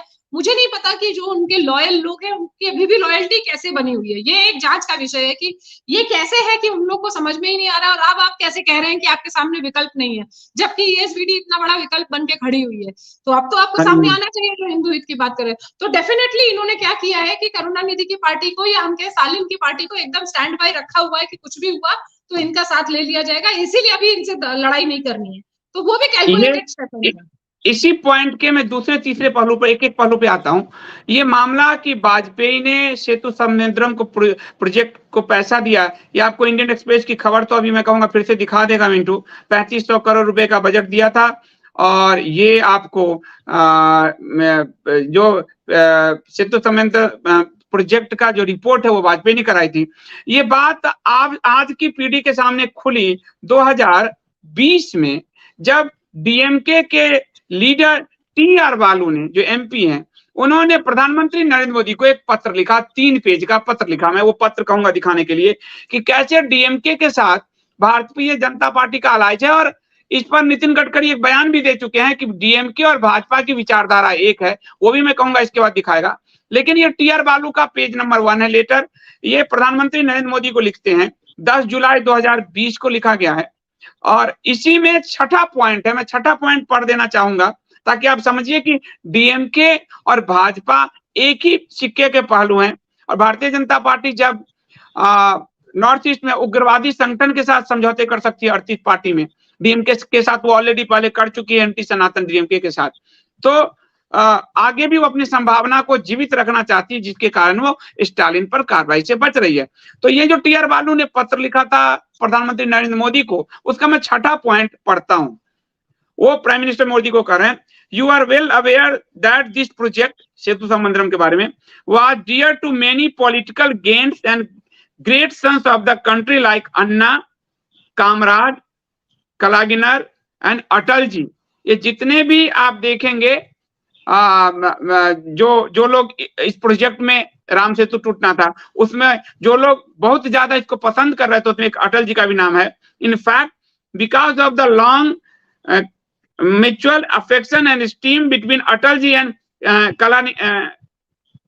Kalagnar, and also the great regard that Anna and Atalji and for each other as colleague in Rajya Sabha in early 60s, the Setu Samudram project got live with the approval of feasibility study of NDA government. NDA government ने इसकी पूरी study कराई, headed by Prime Minister Atal Bihari Vajpayee ji. I must share with you here my personal knowledge that Atalji expressed his immense happiness and blessing when I invite him to project inauguration function in 2005 and Madurai में जब इनको बुलाया गया तो अटल जी बड़े खुश हुए थे. Let me quote his word, और उन्होंने बालू ने अटल जी के बयान को कोट किया है. This is my project, Setu Samudram project जिसमें राम सेतु तोड़ना था, ये प्रोजेक्ट वाजपेयी जी का था. This is my project, I am so happy and I was also happy to accept this विशेष. इसके बाद आपको जब आप देखेंगे आप कहेंगे कि अपने मन से इन्होंने कुछ लिख दिया तो क्या मोदी जी सबको जवाब देने के लिए बैठे हुए हैं, ये भी कह सकते हैं. तो मोदी जी की सरकार ने सुप्रीम कोर्ट में कैसे इस सेतु समुद्रम पर, यानी डीएमके जो राम सेतु तोड़ना चाहती है उसको किस तरह से बचा रही है, ये आपको मैं सुप्रीम कोर्ट की एक रिपोर्ट नवभारत टाइम्स की है वो मैं कहूंगा दिखाने के लिए, जिसमें सुप्रीम कोर्ट ने कहा, और सुप्रीम कोर्ट जो है इसमें चीफ जस्टिस अब से डीवाई चंद्रचूड़ जो अभी बने हैं, जय हिमा कोहली और जेबी पादरीवाला की पीठ ने पूछा राम सेतु पर केंद्र से कि आप अपने पैर पीछे क्यों खींच रहे हैं. आज डीएमके पर वो कार्रवाई नहीं कर रहे हैं, उसके पीछे की राजनीति समझनी होगी लोगों को. आप राम सेतु पर अपने पैर पीछे क्यों खींच रहे हैं, और उन्होंने कहा इस मामले में आप अपने स्टैंड से क्यों पीछे हट रहे हैं. स्टैंड आप विपक्ष में रहते तो हुए तो इन्होंने राम सेतु के पक्ष में माहौल बनाया, और सत्ता में रहते हुए वो किस तरह से बजट जारी कर रहे थे तोड़ने के लिए अटल जी के समय, और आज वो इससे पीछे हट रहे हैं. हो सकता है कि कई लोग जो मास्टर स्ट्रोक लगाते हैं वो ये कह दें कि सुप्रीम कोर्ट तो सरकार को घेरती रहती है. तो खुद सरकार के पीएमओ के मंत्री जितेंद्र सिंह ने संसद के अंदर जो कहा वो आपको मैं 2-3 अखबारों से सुनाता हूं, दिखाने का प्रयास करूंगा. राम सेतु के अस्तित्व का अब तक कोई पुख्ता प्रमाण नहीं है. केंद्र का संसद में जवाब, यही जवाब है ना जिसके कारण सोनिया और करुणानिधि से हम नफरत करते हैं कि राम का कोई अस्तित्व नहीं है. यही जवाब तो था ज्योति जी. बिल्कुल बिल्कुल, मैं तो बार बार कह रही हूँ कि हमको तो याद ही यही है कि उन्होंने कहा था कि राम का कोई अस्तित्व नहीं है, और यदि यही बात ये भी कर रहे हैं तो इनमें और उनमें फर्क क्या है. ये राम सेतु का अस्तित्व अब तक के पुख्ता प्रमाण नहीं. दूसरे आप दिखा दीजिए, केंद्र सरकार ने संसद में कहा राम सेतु होने के अब तक पुख्ता प्रमाण नहीं. उसके बाद आप देखिए, और संसद में सरकार बोली राम सेतु के पुख्ता सबूत नहीं. सैटेलाइट इमेज में आइलैंड चूना पत्थर दिखे, कह नहीं सकते यही पुल के अवशेष हैं. ये कहने के बावजूद आज हिंदू किस तरह से, जो सोकॉल्ड हिंदू है, किस तरह से इस सरकार के पक्ष में उतरा हुआ है, मुझे आश्चर्य होता है. खैर, लेकिन आगे हम बढ़ते हैं. तो क्या आपको लग रहा है कि वो डीएमके को राम सेतु तक को दांव पे लगाने को तैयार हैं, क्योंकि अगली बार अगर बहुमत से कम हो तो डीएमके से सपोर्ट लिया जा सके जैसे वाजपेयी जी ने लिया था. तो क्या डीएमके को इसीलिए बचा रहे हैं? स्टालिन के विरुद्ध बयानबाजी तो करके हिंदुओं का वोट ले रहे हैं, लेकिन उन पर कार्रवाई ना करने के पीछे यही कारण है क्योंकि वो डीएमके के साथ उनके गठबंधन रहे, राम सेतु तोड़ने में उनके गठबंधन, तोड़ने की योजनाओं में उनके गठबंधन रहे. ये तो आपके पास साफ प्रमाण है कि एक ही विचारधारा पर चल रहे हैं. बिल्कुल इनकी सहमति है हर चीज पर. तो 100% जो है, हाँ, इनका है ये कि हम इनके साथ रहेंगे. यही कारण है कि इन्होंने जो है, मतलब ये बात अब पॉलिटिकल पार्टी तो खुल के बोलेगी नहीं. और जो आप ये कह रहे हैं ना कि कैसे इन लोग जो है इनके साथ तब भी मिले हुए हैं, ये एक आश्चर्य की बात है. या तो लोगों तक ये बात पहुंची नहीं है, आम लोगों तक कि ये ऐसा हो चुका है या ऐसा हो रहा है, या फिर देख कर भी इग्नोर कर रहे हैं. क्यों? क्योंकि बार बार बात तो यही होती थी कि हमारे पास विकल्प नहीं है. तो अब तो विकल्प भी है आपके सामने, तो आप बिल्कुल जो है हम हमारे साथ मिलकर काम कर सकते हैं. लेकिन जो है भाजपा और अगर आप कहें डीएमके, तो दोनों एक ही विचारधारा, एक ही लाइन पर चल रहे हैं। हाँ, भाजपा के पास एक चेहरा है जो वो जनता को दिखाते हैं कि देखिए हम हिंदू हित की बात कर रहे हैं। डीएमके के पास जो है वो खुल के खेल रहे हैं और ये लोग खुल के नहीं खेल रहे हैं।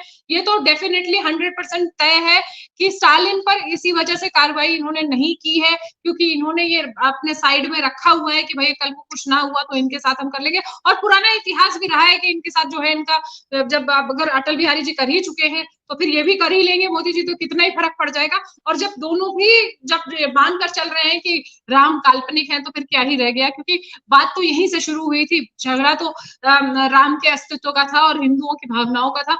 तो जब बात यहाँ से शुरू हुई थी तो अब बात जो है वहीं पे जीरो पे आकर खत्म हो गई है कि वही बात जो है राहुल गांधी भी कह रहे हैं, वही डीएमके भी कह रहे हैं, वही मोदी जी भी कह रहे हैं।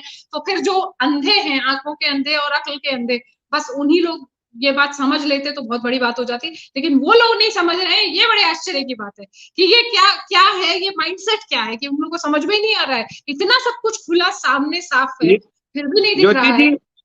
ज्योति जी, ये तो आतंकवादी पार्टी पीडीपी के साथ समझौते कर चुके, ये नॉर्थ ईस्ट में समझौते कर चुके, अभी दिखाओ क्यों हटा रहे हो। ये देखिए, इस पार्टी का खुद का बयान है कि डीएमके और बीजेपी की विचारधारा एक है। ये अभी इस पार्टी का अभी का बयान है।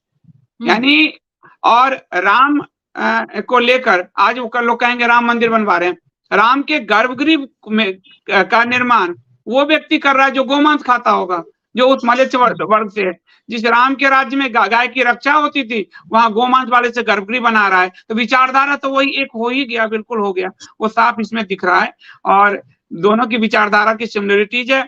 संभावना भविष्य की तलाशने के लिए मोदी सरकार स्टालिन को बचा रही है, सिर्फ बयानबाजी करके हिंदुओं को भ्रमित कर रही है, ठग रही है, लेकिन ऐसा एकम सनातन भारत दल नहीं होने देगा। आपको मैं दिल्ली का भी दिखाता हूं कि दिल्ली में भी हमने एफआईआर दर्ज कराया है।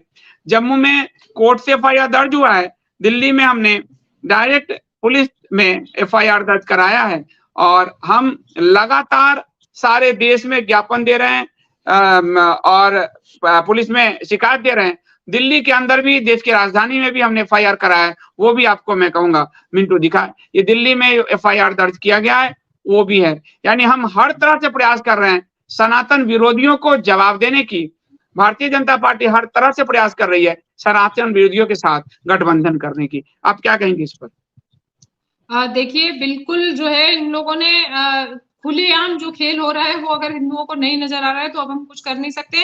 लेकिन हाँ, ईएसबीडी के जो प्रयास अगर नहीं नजर आ रहे हैं किसी को एकम सनातन के, तो भी बहुत आश्चर्य की बात है। जैसा आपने पहले कहा कि जो सोशल मीडिया में कुछ जो इनके पेरोल पर जो पेड जो लोग बैठ गए हैं, जो एक झूठ चलाते रहते हैं, और मैं ये बार बार बोलती हूँ कि जब भी ये लोग जो है राहुल गांधी का विरोध करते हैं या और कोई चीज उठाकर ले आते हैं, सोनिया गांधी के बारे में कुछ कहना शुरू कर देते हैं या नेहरू जी के बारे में कुछ कहना शुरू कर देते हैं, तब मैं हमेशा कहती हूँ ये सिर्फ इसलिए है कि वो मनोरंजन होता रहे, असली बात सामने ना आए। ना तो एकम के प्रयास सामने आए, ना ही बीजेपी की असली मंशा सामने आए। इसलिए ये जो है एक भ्रम फैलाया जाता है सोशल मीडिया पर। हम और आप बहुत अच्छे तरह से जानते हैं कि लोग सुबह उठ के सबसे पहले जो है अपना मोबाइल फोन खोलकर यही देखते हैं कि क्या चल रहा है, और इन लोग जानबूझ करके ये सारी चीजें फैलाते हैं ताकि सच सामने ना आ पाए। तो हमारे तो प्रयास अब कम से कम हमारे द्वारा और बाकी जो लोग देख रहे हैं उनके द्वारा आगे जाने चाहिए कि ये एकम ने प्रयास किया है और बहुत इंपॉर्टेंट था कि हर तरफ से ये आवाज आए। और मैं बहुत प्रसन्न हूँ इस बात से कि लोग, ठीक है इन्होंने नहीं उठाने दिया, लेकिन लोगों ने अपनी तरफ से इनिशिएटिव लिया, बीड़ा उठाया, और अब सबको पता है कि ये प्रयास किसने किया और कहां से। और मैं बहुत इस बात से भी बहुत खुश हूँ कि कुछ लोगों ने आकर मुझे कहा कि हाँ नहीं आपको भी बोलना चाहिए। मैंने कहा हाँ मैं बिल्कुल बोलूंगी। उन्होंने बोला नहीं रीट्वीट नहीं करेंगे आप खुद से बोलेंगी। तो ये बहुत इंपॉर्टेंट था कि लोग बोले, क्योंकि असली बात सामने आना बहुत ज्यादा जरूरी हो गई है। जो भी आप कुछ दिखा रहे हैं ना, ये हम और आप तो जानते हैं, लेकिन जनता एकदम आंखें मूंद करके बैठी हुई, उसको पता ही नहीं है ये लोग एक लाइन पर चल रहे हैं और ये लोग कुछ भी काम नहीं कर रहे हैं। उनको लगता है कि बस हिंदू की बात करने वाली यही एक पार्टी है। तो इसीलिए मेरी अपील जो लोग अभी देख रहे हैं उनसे ये है कि आप उनके कारनामों की बात तो करें ही, साथ में हमारे प्रयासों के बारे में जरूर बात करें। वो बहुत इंपॉर्टेंट है आज की तारीख में। हाँ, वो बहुत इंपॉर्टेंट है। और दिल्ली में ये जो एफआईआर कराया है वो दिल्ली लोकसभा उत्तर पूर्वी लोकसभा क्षेत्र के अध्यक्ष हैं एकम सनातन भारत के अनिल शर्मा जी और उनकी टीम ने कराया है, इसलिए उनको भी बहुत बहुत बधाई। और देश के जितने भी कार्यकर्ताओं ने शिकायत दर्ज कराई है उनको भी बहुत बहुत बधाई। देश के जितने भी पदाधिकारियों ने, कार्यकर्ताओं ने कलेक्टर को जाकर ज्ञापन दिया है उनको भी बहुत बहुत बधाई। ये लड़ाई समाप्त नहीं हुई है, अभी आरंभ हुई है, पूरी तरह से घेरना है। और यदि इसमें आप लोग भी, हर राज्य का वकील जो अधिवक्ता परिषद है उसमें आप अपने राज्य के वकील के साथ मिलकर, एकम सनातन भारत के जो मेंबर हैं, यदि आप सब भी अपने अपने राज्य से इसके खिलाफ एफआईआर देते हैं, कोर्ट के जरिए उन पर कार्रवाई कराते हैं, तो उदयनिधि स्टालिन क्या, भविष्य का कोई भी नेता एकम सनातन भारत के सनातन धर्म के विरुद्ध बोलने से बचेगा, नहीं बोल पाएगा। इतने सारे केस हुए थे जिसके कारण मकबूल फिदा हुसैन को भागना पड़ा था यहाँ से। इसलिए मैं अपने सभी साथियों से कहता हूं, एकम सनातन भारत दल के सभी मेंबर, पदाधिकारी, सदस्य, समर्थक, सबसे कहता हूं कि आप अपने राज्य में कोर्ट के जरिए स्टालिन पर मामला दर्ज कराएं, आपराधिक मामला दर्ज कराएं। अंकुर शर्मा जी है, उनकी टीम ने आपराधिक मामला दर्ज कराया है, दर्ज कराइए, ताकि भविष्य में कोई मौर्य, कोई स्टालिन, कोई बिहार का जो शिक्षा मंत्री चंद्रशेखर इस तरह की भ्रष्टता ना कर पाए और उसको कानून के जरिए ही उसको उसके सही अंजाम तक, सही अंजाम यानी जेल की सलाखों तक उनको पहुंचाया जाए। धन्यवाद ज्योति जी। कुछ लोग प्रश्न पूछ रहे हैं और राष्ट्रीय प्रवक्ता के नाते वो आपसे जवाब चाहते हैं, तो आप अनुमति दे तो हम प्रश्नोत्तर सेशन को आरंभ करते हैं। हाँ, बिल्कुल बिल्कुल। जी जी।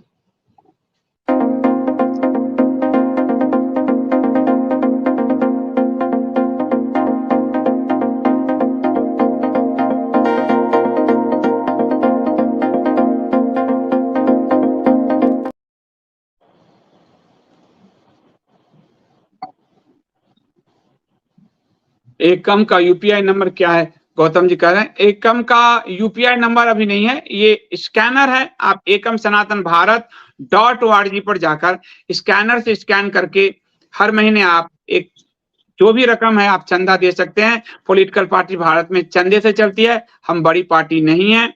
बड़ी पार्टियों के पास कॉर्पोरेट है, विदेशी फंड है, तरह तरह के उपक्रम है। यहाँ हम सनातनियों को ही, मैं भी उसमें डोनेट करता हूं, हम सनातनियों को ही अपनी डोनेशन से अपनी पार्टी को, अपने खून पसीने की कमाई से अपनी पार्टी को सींचना होगा। तो ये आपका स्कैनर है, आप इसके जरिए डोनेट कर सकते हैं। धन्यवाद। और ये एकम सनातन भारत का ऑफिशियल चैनल है यूट्यूब पे, उसको भी आप लोग प्लीज सब्सक्राइब करें। और एकम सनातन भारत .org वेबसाइट, उसको जरूर आप विजिट करें। और आपको एकम सनातन भारत का ऑफिशियल ट्विटर, फेसबुक सब उपलब्ध है। आप एकम फॉर न्यूमेरिकल फॉर है 4, एकम फॉर सनातन नाम से सारा आईडी है, तो आप उसको जरूर ज्वाइन करें और यूट्यूब चैनल को लाइक करें। सानी भट्टाचार्य जी, आपका बहुत बहुत धन्यवाद यूट्यूब मेंबर बनने के लिए, थैंक यू सो मच। आज आपके पास एकम सनातन भारत दल की राष्ट्रीय प्रवक्ता हैं, आप जो भी चाहें खुलकर पूछ सकते हैं पार्टी संबंधित, वो आपको जवाब देंगे। जैसे राष्ट्रीय प्रवक्ता हर पार्टी का किसी चैनल पर जवाब देता है, मेरी भूमिका सिर्फ पत्रकार की है, मैं पार्टी के पदाधिकारी की भूमिका में होते हुए भी यहाँ नहीं हूँ। तो ज्योति जी ये जवाब देंगे आज। सनातन प्रहरी कह रहे हैं एकम का तीर एकदम अचूक निशाने पर लगा है, इसलिए कालनेमियों के दल में खलबली मच गई है। जनता के बीच किस मुंह से वोट लेकर लेंगे, ऊपर से सनातन हिंदुओं को जागृत कर रहा है। यह पीड़ा अभी से बर्दाश्त नहीं हो रही है इन सबको। तो आप ठीक कह रहे हैं, बिल्कुल ठीक कह रहे हैं।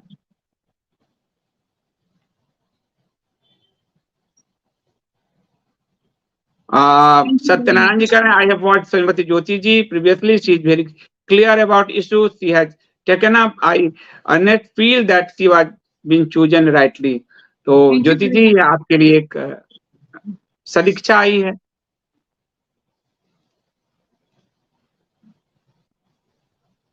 बहुत बहुत धन्यवाद। आवाज उनकी नहीं आ रही ज्योति जी की? आ रही? मेरी आवाज आ रही है। बहुत बहुत धन्यवाद। धन्यवाद दिनेश जी। अनिमा तिवारी जी, संजीव जी प्लीज मेरा कमेंट पढ़ना। आजकल उमा भारती जी भी भाजपा पर प्रहार कर रही हैं। ये मैंने जी भी ज्योति जी, नोटिस किया, ये मैंने भी नोटिस इसको किया। कैसे लेती हैं आपकी उमा भारती भाजपा पे प्रहार कर रही हैं? देखिए उमा जी को हम लोग बहुत दिन से जानते हैं, मतलब हम उस उम्र से निकले हैं जब उमा जी हम लोगों की आइडियल हुआ करती थी। तो मैंने भी देखा जो ये कह रहे हैं बहुत सही है, लेकिन जो है उनको फिर खुल करके सामने आ करके कुछ करना पड़ेगा, सिर्फ प्रहार से बात बनेगी नहीं। प्रहार से नहीं बनेगी बात, और प्रहार तो व्यक्तिगत चीजें हो जाती है, उनको खुद को खुल के आना पड़ेगा। और कोई प्रश्न है? ले लो। सत्यनारायण जी कह रहे हैं the first after 1947 it was, चला गया, given to understand that even Nathuram Godse's testimony during more than a week-long open trial to Red Fort was also not made public by the then government at center।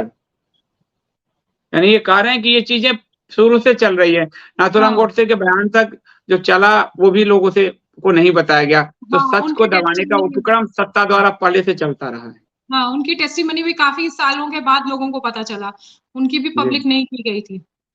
Ji ji, question. True. He is saying, Sandeep ji, we have to be active in electronic media to expose BJP's hidden agenda. Very true. मैं बार-बार कह रही हूँ कि हम लोग को बिल्कुल सही है, परंतु आपने देखा कि इलेक्ट्रॉनिक मीडिया ने कैसे खबरों को खत्म किया।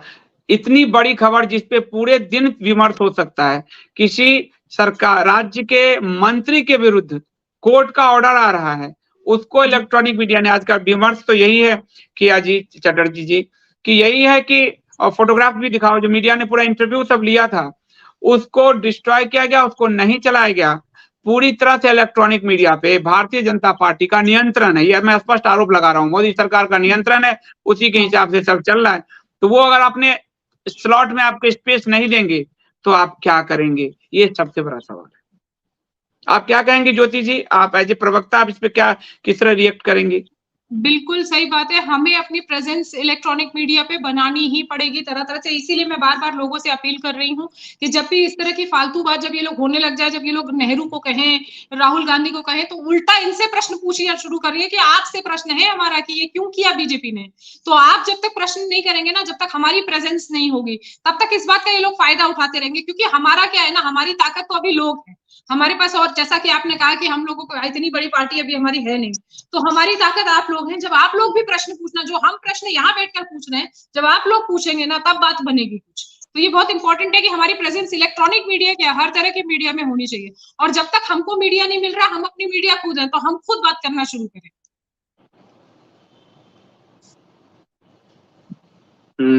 एमएससी कुछ कह रहे हैं, क्या है अभी आने ना? जी वो कह रहे हैं जयपुर डायलॉग ने एफआईआर दर्ज होने पर वीडियो बनाया, पर ये नहीं बताया कि एफआईआर ईएसबीडी ने दर्ज कराई है। अब क्या कह सकते हैं हम इस पे, तो हम तो यही तो आज का विमर्श तो यही है, और क्या है, आज का पूरा विमर्श तो यही है। हाँ। अभी कोई भाजपा या संघ का छोटा सा भी कोई नेता करा होता तो ये लोग उसको बुला के इंटरव्यू कर रहे होते। हाँ। तो आज का विमर्श तो यही है। हाँ। बाकी हमारे मित्र है, मैं कुछ बोलूंगा नहीं। सही बात है। वर्षा जी धन्यवाद सुपर स्टिकर के लिए, थैंक यू। रूप सिंह चौहान एक बार मुझे दिख नहीं रहा। विधुरी का बयान इस समाचार को दबाने और खुद को हिंदू समर्थक दिखाने की साजिश भी हो सकता है। यदि सत्य हुआ तो विधुरी पे कोई एक्शन नहीं होगा, वरना विधुरी बाहर होगा। रूप सिंह चौहान जी का एक राय है विधुरी मामले पे। देखिए विधुरी तो एक व्यक्ति है, इस पार्टी का खोखला और दोहरा चरित्र इससे झलकता है कि नरेश अग्रवाल की भगवान विष्णु में विष्की और राम में राम ढूंढने वाला इस पार्टी में है। इस पार्टी को यही गुजरात के लीडर्स लेकर आए हैं, दोनों लीडर्स जो हैं। तो ये इस सत्य, और वो भी संसद में दिया गया बयान था, वो भी संसद में। तो ये पार्टी हिंदू धर्म कब का छोड़ चुकी है। इस पार्टी को सिर्फ गिमिक करने आता है, हिंदुओं पर इमोशनल अत्याचार करने आता है। हिंदुओं की पीड़ा होती तो जो हिंदू धर्म को गाली देता वो कभी भी इस पार्टी में नहीं होता। ये जो मौर्य गाली दे रहा है, कल को संभव होगा तो ये मौर्य कभी इसमें शामिल हो जाएगा और लोग कहेंगे चाणक्य नीति, कूटनीति, उसको फिर कहना शुरू कर देंगे। तो ये हिंदुओं के इसी जो भोलेपन का, या कहूँ हिंदू जो आंख बंद करके किसी पे भरोसा कर रहा है, उसका फायदा उठा रहे हैं। ये देखिए अनिमा जी कह रहे हैं स्वामी प्रसाद मौर्य पर भी कानूनी कार्रवाई होगी, ईएसपीटी द्वारा आसान्वित है। बिल्कुल उत्तर प्रदेश की टीम को कहा गया है और हम इसको भी हम जल्द ही अंजाम तक पहुंचाएंगे। कमलेश राजपुरोहित जी बहुत बहुत धन्यवाद। दिनेश जी कुछ करें। हिंदुओं के विरुद्ध भाजपा की कार्यप्रणाली में अधिसंख्य हिंदू क्षुब्ध हैं और विकल्प के रूप में एकम सनातन भारत दल की ओर आकर्षित हो रहे हैं। आगामी लोकसभा चुनाव में इसका अवश्य ही असर देखने को मिलेगा। हम बिल्कुल आप ही की तरह हम लोग भी जो है दिनेश जी आशान्वित हैं इस चीज को लेकर कि आगे आगामी लोकसभा इलेक्शन में देखने को मिलेगा इसका असर। इसीलिए तो वो स्टालिन पर नहीं कर रहे हैं कार्रवाई, आप समझिए बात ही यही है, उनको पता है ये बात। सही बात है और यही तो असली वजह है। देवाशीष घोष बहुत बहुत धन्यवाद आपका। इस्लामिक बीजेपी अंडर, ठीक है।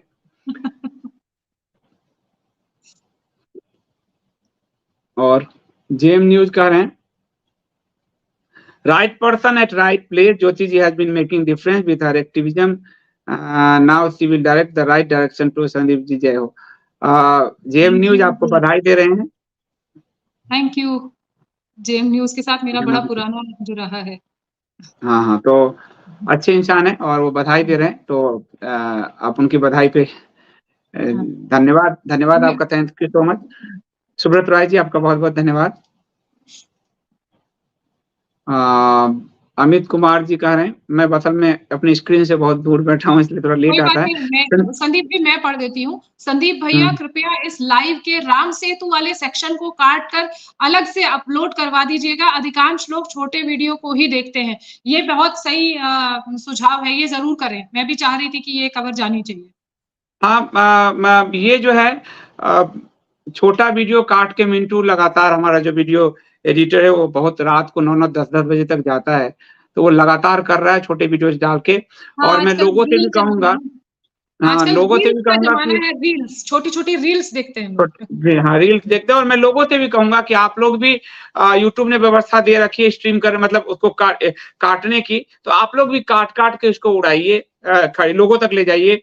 मैं कंटेंट प्रोड्यूस कर दे रहा हूं लेकिन इसको मैक्सिमम लोगों तक ले जाना आप सबकी जिम्मेदारी है। तो आप सब, और ये सुविधा यूट्यूब देता है कि आप उसको काट लें और लोगों तक ले जाएं, तो आप जरूर ले जाइए। अमित जी सारे लोगों से मैं कह रहा हूँ, तो हमारा काम थोड़ा सा आसान हो जाएगा बहुत। और जो लोग भी अपने चैनल पे इंडिया स्पीक्स के हमारी पार्टी के वीडियो चलाना चाहते हैं, खुल के चलाइए, कोई कॉपीराइट नहीं है, मुक्त होकर चलाइए। ये हम लोगों तक पहुंचाने के लिए काम कर रहे हैं। कॉपीराइट मेरा दावा, अभी मैंने सुना अनिल कपूर ने झक्कास शब्द पे कॉपीराइट करा लिया, अमिताभ बच्चन ने अपने फोटो पे कॉपीराइट करा लिया, तो ये वो बात नहीं है। ये सब आपका है। अपने अपने चैनल खोल लीजिए और इसके कंटेंट वहां लोड कीजिए, उससे आपकी अर्निंग भी हो जाएगी, कंटेंट भी नहीं बनाना होगा, लोगों तक पहुंच भी जाएगी। तो आप सब कर सकते हैं, बिल्कुल स्वतंत्र है, स्वतंत्र।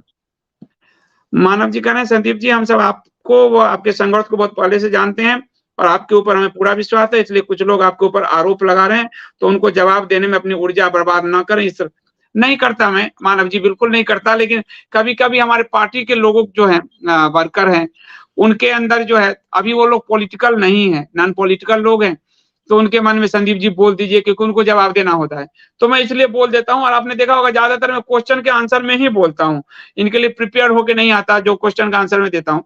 इन लोगों से मेरे सेहत पे कोई असर भी नहीं पड़ता है। आप जानते हैं जब आप अच्छा काम करेंगे, हमारी पार्टी अच्छा काम कर रही है, तो बाधाएं आएंगी, विपरीत परिस्थिति आएगी। अगर बाधा और विपरीत परिस्थिति नहीं है, विरोधी आपके नहीं है, तो इसका मतलब आप कोई काम ही नहीं कर रहे हैं। तो मैं तो चाहता हूं हमारे विरोधी और बढ़े, दिन दुना रात चौगुना वो बढ़ते रहें, ताकि हमारा काम और ज्यादा निखरे, हम और मेहनत करें और हम और सनातन धर्म की सेवा मैक्सिमम लोगों तक, सनातन धर्म के मूल सिद्धांतों को पहुंचा पाएं, उनको सनातन की एक राज सत्ता दे पाएं। विरोधी ही आपको बढ़ने की प्रेरणा देते हैं, इसलिए सारे विरोधियों का मैं हृदय से धन्यवाद करता हूँ। मित्र तो है ही हृदय में, वो तो आभार है उनका, हमेशा सहयोगियों का हमेशा आभार है, पर विरोधियों को मैं जो है अंग्रेजी का थैंक यू और उर्दू का शुक्रिया कह देता हूँ, ताकि आप अपने काम में लगे रहें। धन्यवाद। निंदक नियरे राखिए।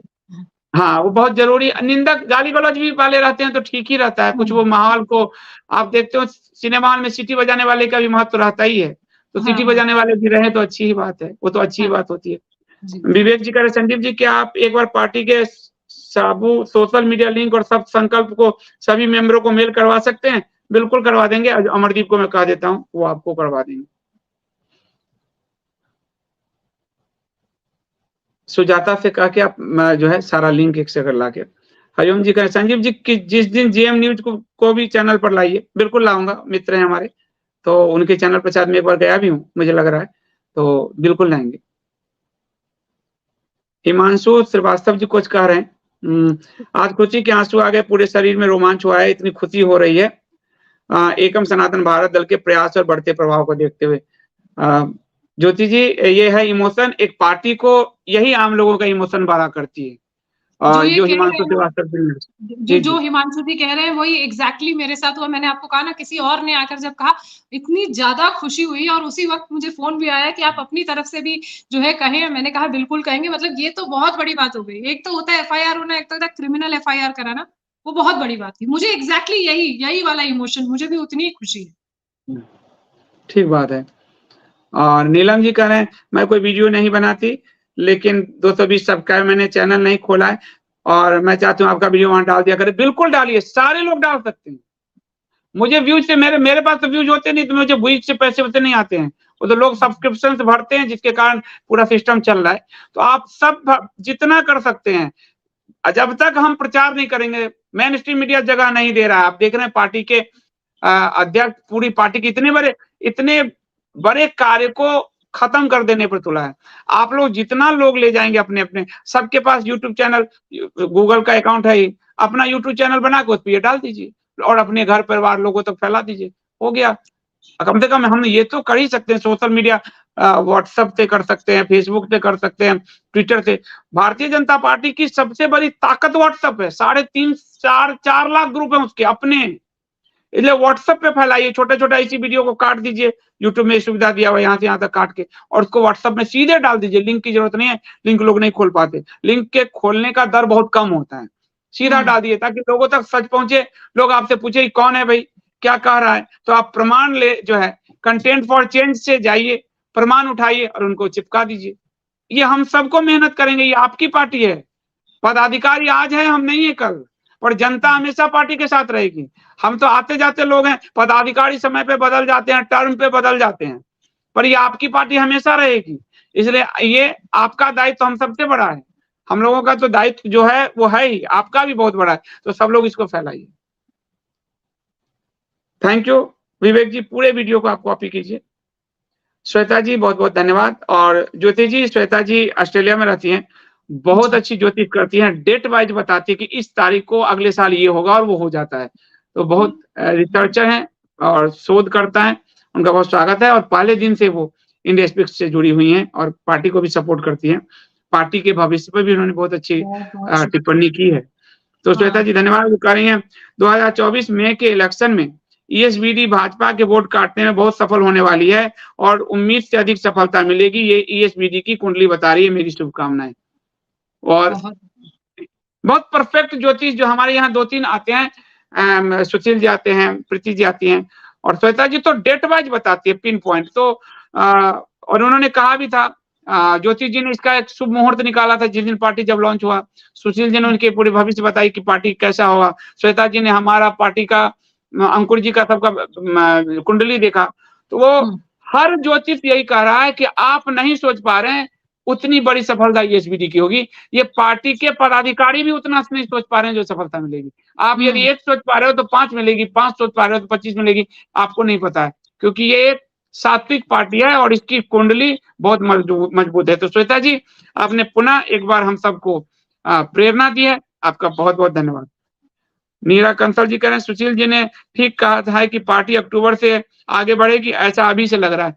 तो अक्टूबर आने वाला है, बिल्कुल। तो ये चीजें हैं, सुशील जी ने कहा था, श्वेता जी ने, सबने, कि अक्टूबर से जो है ये इसका ग्रोथ आपको दिखेगा। तो हम लोग प्रयास कर रहे हैं। और पार्टी का पहला जो आज ट्रेंड था सोशल मीडिया पे, अचानक मैं था भी नहीं, मेरे से तो, मेरी तरफ से तो 3 4 5 ट्वीट हुए होंगे मुश्किल से, बाद में मैं आया हूँ। तो आम जनता ने उस ट्वीट को कहां तक उठा दिया आप देखिए, और बिना कहे पहले दिन से आप देखेंगे एक सनातन यूट्यूब ट्विटर पे ट्वीट है जिसके कारण प्रधानमंत्री नरेंद्र मोदी जी ने हमला किया था। जनवरी में 2023 के जनवरी में प्रधानमंत्री जी ने अपने पार्टी के कार्यकर्ताओं को कहा था आपके कार्य सोशल मीडिया पे दिखने चाहिए, सोशल मीडिया का प्रयोग कीजिए। और 27 मार्च को जो ही एकम लॉन्च हुई, आपको यूट्यूब से पे लॉन्च हुआ, पहले उस समय शुभ मुहूर्त प्रीति जी ने निकाला था, और फिर अगले महीने जाके तो हम 23 अप्रैल को हमने अधिवेशन किया हरिद्वार में, और फिर ये ट्विटर पर ट्रेंड करने लगी। तो प्रधानमंत्री जी का अगले दिन बयान है 4 दिन बाद, ट्विटर और यूट्यूब से भाजपा नहीं बनी। 2 ही महीने में अगर हमने प्रधानमंत्री जी जैसे कद्दावर नेता का बयान बदलवा दिया तो हमारी सफलता तो असंदिग्ध है, दिख रही है। और जो प्रधानमंत्री जी कहते हैं कि हिंदू को मैं रिलीजन मानने को तैयार नहीं हूं, अब वो रात दिन सनातन सनातन मंत्र जाप कर रहे हैं, तो हमारी सफलता तो दिख रही है, हमारी असफलता दिख कहां रही है, सफलता ही दिख रही है। तो ये, और आज हमने वो किया जो भाजपा कर नहीं सकती, किसी मंत्री के खिलाफ कोई पार्टी मामला दर्ज कराने का इस मामले में है नहीं, तो हमारी टीम ने कराया है, एकम की टीम ने। तो ये सब भगवान विष्णु की कृपा से हमारी सफलता दर ही है। हार जीत चुनाव की अलग चीज है, पैरामीटर्स हैं, पर हम नैरेशंस को बिना मेन स्ट्रीम मीडिया में आए गाइड कर रहे हैं, चला पा रहे हैं। ये आपकी सनातन एकम सनातन भारत के से जुड़े हर व्यक्ति की, हर सहयोगी की, हर समर्थक की, हर कार्यकर्ता की, हर पदाधिकारी की, हर वेल विशर की सफलता है। बिल्कुल, ये बात सच है। बीके विश्नोई जी कह रहे हैं जिसने भी 1 महीना संदीप जी के वीडियो देख ली वो एकम सनातन का हो गया, हर एक के पास ये वीडियो जाना चाहिए। धन्यवाद Bishnoi ji, thank you so much. Modi ji YouTube नहीं चलाते हैं, बेलगाम बक कर क्या कर रहे हैं ये मोदी जी यूट्यूब नहीं चलाते, बेलगाम बकबक करना शुरू कर दें। वो देश चलाते हैं जिसके लिए संयम रखना और एक एक बात नाप तोल कर बोलने वाले मोदी जी 50 लाख की गर्लफ्रेंड बोलते हैं। नाप तोल कर बोलने वाली मोदी जी शूर्पणखा बोलते हैं। सबसे बड़े संसद में ट्रोलर तो मोदी जी हैं, इतने नाप तोल कर बोलते हैं। और अभी व्हाट्सएप चैनल शुरू हुआ, मोदी जी फटाक से जंप लिए और पहले दिन जाके व्हाट्सएप चैनल पे अपना चैनल बनाए। तो वो तो पूरा काम ही सोशल मीडिया पे। मैं यहाँ पे पॉइंट आउट करना चाहूंगी, जो दीदी शब्द को ट्रोल शब्द बनाया है वो मोदी जी ने बनाया है। ममता जी को कह के लोग मुझे दीदी दीदी कहते थे, अब उनको भी जब मुझे ट्रोल करना होता है तो वो लोग अरे दीदी, तो ये जो टोन है ना ये मोदी जी की, तो आप क्या बात कर रहे हैं, मोदी जी तो सबसे बड़ा ट्रोलर है इस देश के, सबसे बड़े ट्रोलर है भारत के इतिहास के सबसे बड़े। और उन्होंने क्या क्या नहीं, जर्सी गाय कैसे कैसे शब्द उपयोग है, जो राजनीति की पूरी गरिमा को जो गिराया है भाषा में, वो मोदी जी ने, उनकी पार्टी का। आप देखिए उनके एक नेता कल संसद में क्या क्या गाली बक रहे थे।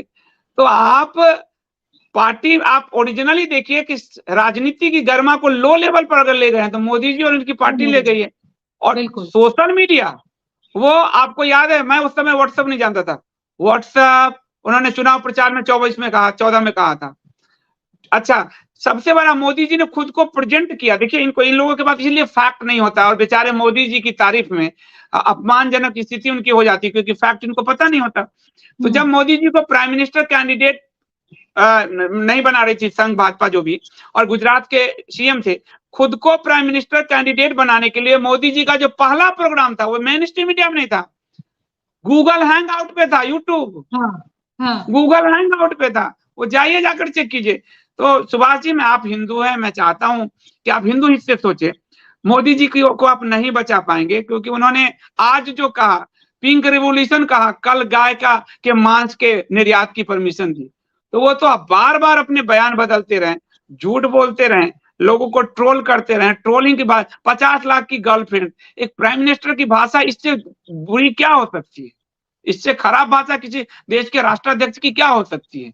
तो आप किसको कह रहे हैं? वो देश चलाते हैं, देश चला रहे हैं। अभी 2 दिन पहले अभी वीडियो वायरल हो रहा है, ज्योति जी कनाडा से रिश्ते जोड़ रहे थे, A+B² = 2² कर रहे थे, कनाडा से ऐसे रिश्ते हैं। और कनाडा से आज लट्ठम लट्ठ हो रहा है। G20 की विफलता देखिए कि वहां पर बैठ के बाइडेन इनको गाइड कर रहा है कि कनाडा के मामले को लेकर। और पाकिस्तान ने कनाडा में बलूच नेता को मारा है, कनाडा ने कभी उन पे उंगली नहीं उठाई कि ये क्रिमिनल एक्टिविटी है, और भारत सरकार मना कर रही कि हमने नहीं मारे। इसके बावजूद कनाडा भारत पे अपमानजनक टिप्पणी कर रहा है, अधिकारी को लौटा रहा है। तो आपकी तो पूरी विदेश नीति फेल है। अमेरिका और पश्चिम का पिछुलग्गू बनते बनते आप कुछ नहीं कर पाए। आपने सऊदी अरब को आपने कितने सुविधाएं दी, उनका निवेश कश्मीर में उनका निवेश ले आए, उनके यहाँ से पुरस्कार ले आए। कल सऊदी अरब का विदेश मंत्री अपने इस्लामिक नेशन के ऑर्गेनाइजेशन में कह रहा था कि मैं कश्मीर के मुसलमानों की, वो टिप्पणी दिखा दो जरा, जो है कल रात का, कश्मीर के मुसलमानों का इस्लामिक स्वरूप बनाए रखने में मैं मदद करूंगा। भारत की संप्रभुता को सऊदी अरब सीधे चुनौती दे रहा है, क्योंकि सऊदी अरब से उठ के पुरस्कार ले आ रहे हैं। तो ऐसे देश चला रहे हैं भाई, पूरे देश की संप्रभुता को रौंद दिया, पूरे देश को अरब अमेरिका के हाथों गिरवी रख दिया, हमारी जमीन चीन ले गया, हमारे जमीन को बांग्लादेश को दे दिया, भारत इसको एक इस्लामिक देश बना दिया, भारत में सीरिया के अंदाज में गले कट रहे हैं लोगों के, भारत की जो है पासमानदा नीति बना दिया, 300 योजनाएं लागू कर दी, और आज आपकी पूरी विदेश नीति, आज रूस के सामने झुकना पड़ रहा है, अमेरिका के सामने झुकना पड़ रहा है, कतर जैसे छोटे देश ने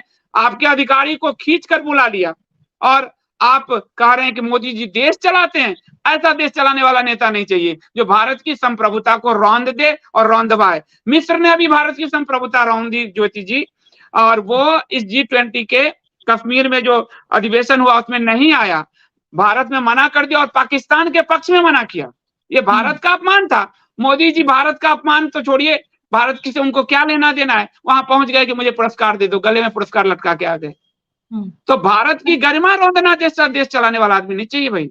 पोपली जी प्लीज, भारत की गरिमा रौंदा है मोदी जी ने। मैं यही कह रही थी, ये जो आंख के और अकल के अंधे लोग हैं, इनका क्या किया जाए ये नहीं समझ, जिनको दिख नहीं रहा है कि खालिस्तान का मरा हुआ मुद्दा किसके काल में वापस आया, जो मरा हुआ मुद्दा था, जिसका कोई मतलब नहीं था, वो एकदम से उठ के खड़ा हुआ, और आज वो हमें आंख भी दिखा रहा है। मतलब सरेआम आप ये देखेंगे, वहां से वीडियो आते हैं कि कनाडा में बैठ करके उसको जो सुरक्षा दी गई है सब कुछ, और जो है वो वहां से बैठ के बोलता है, लड़ाई की स्थिति है, फिर भी ये लोग अंधे हैं। तो अब क्या किया जा सकता है बताइए। अब पहले कहावत था, आंख का अंधा नाम नयन सुख।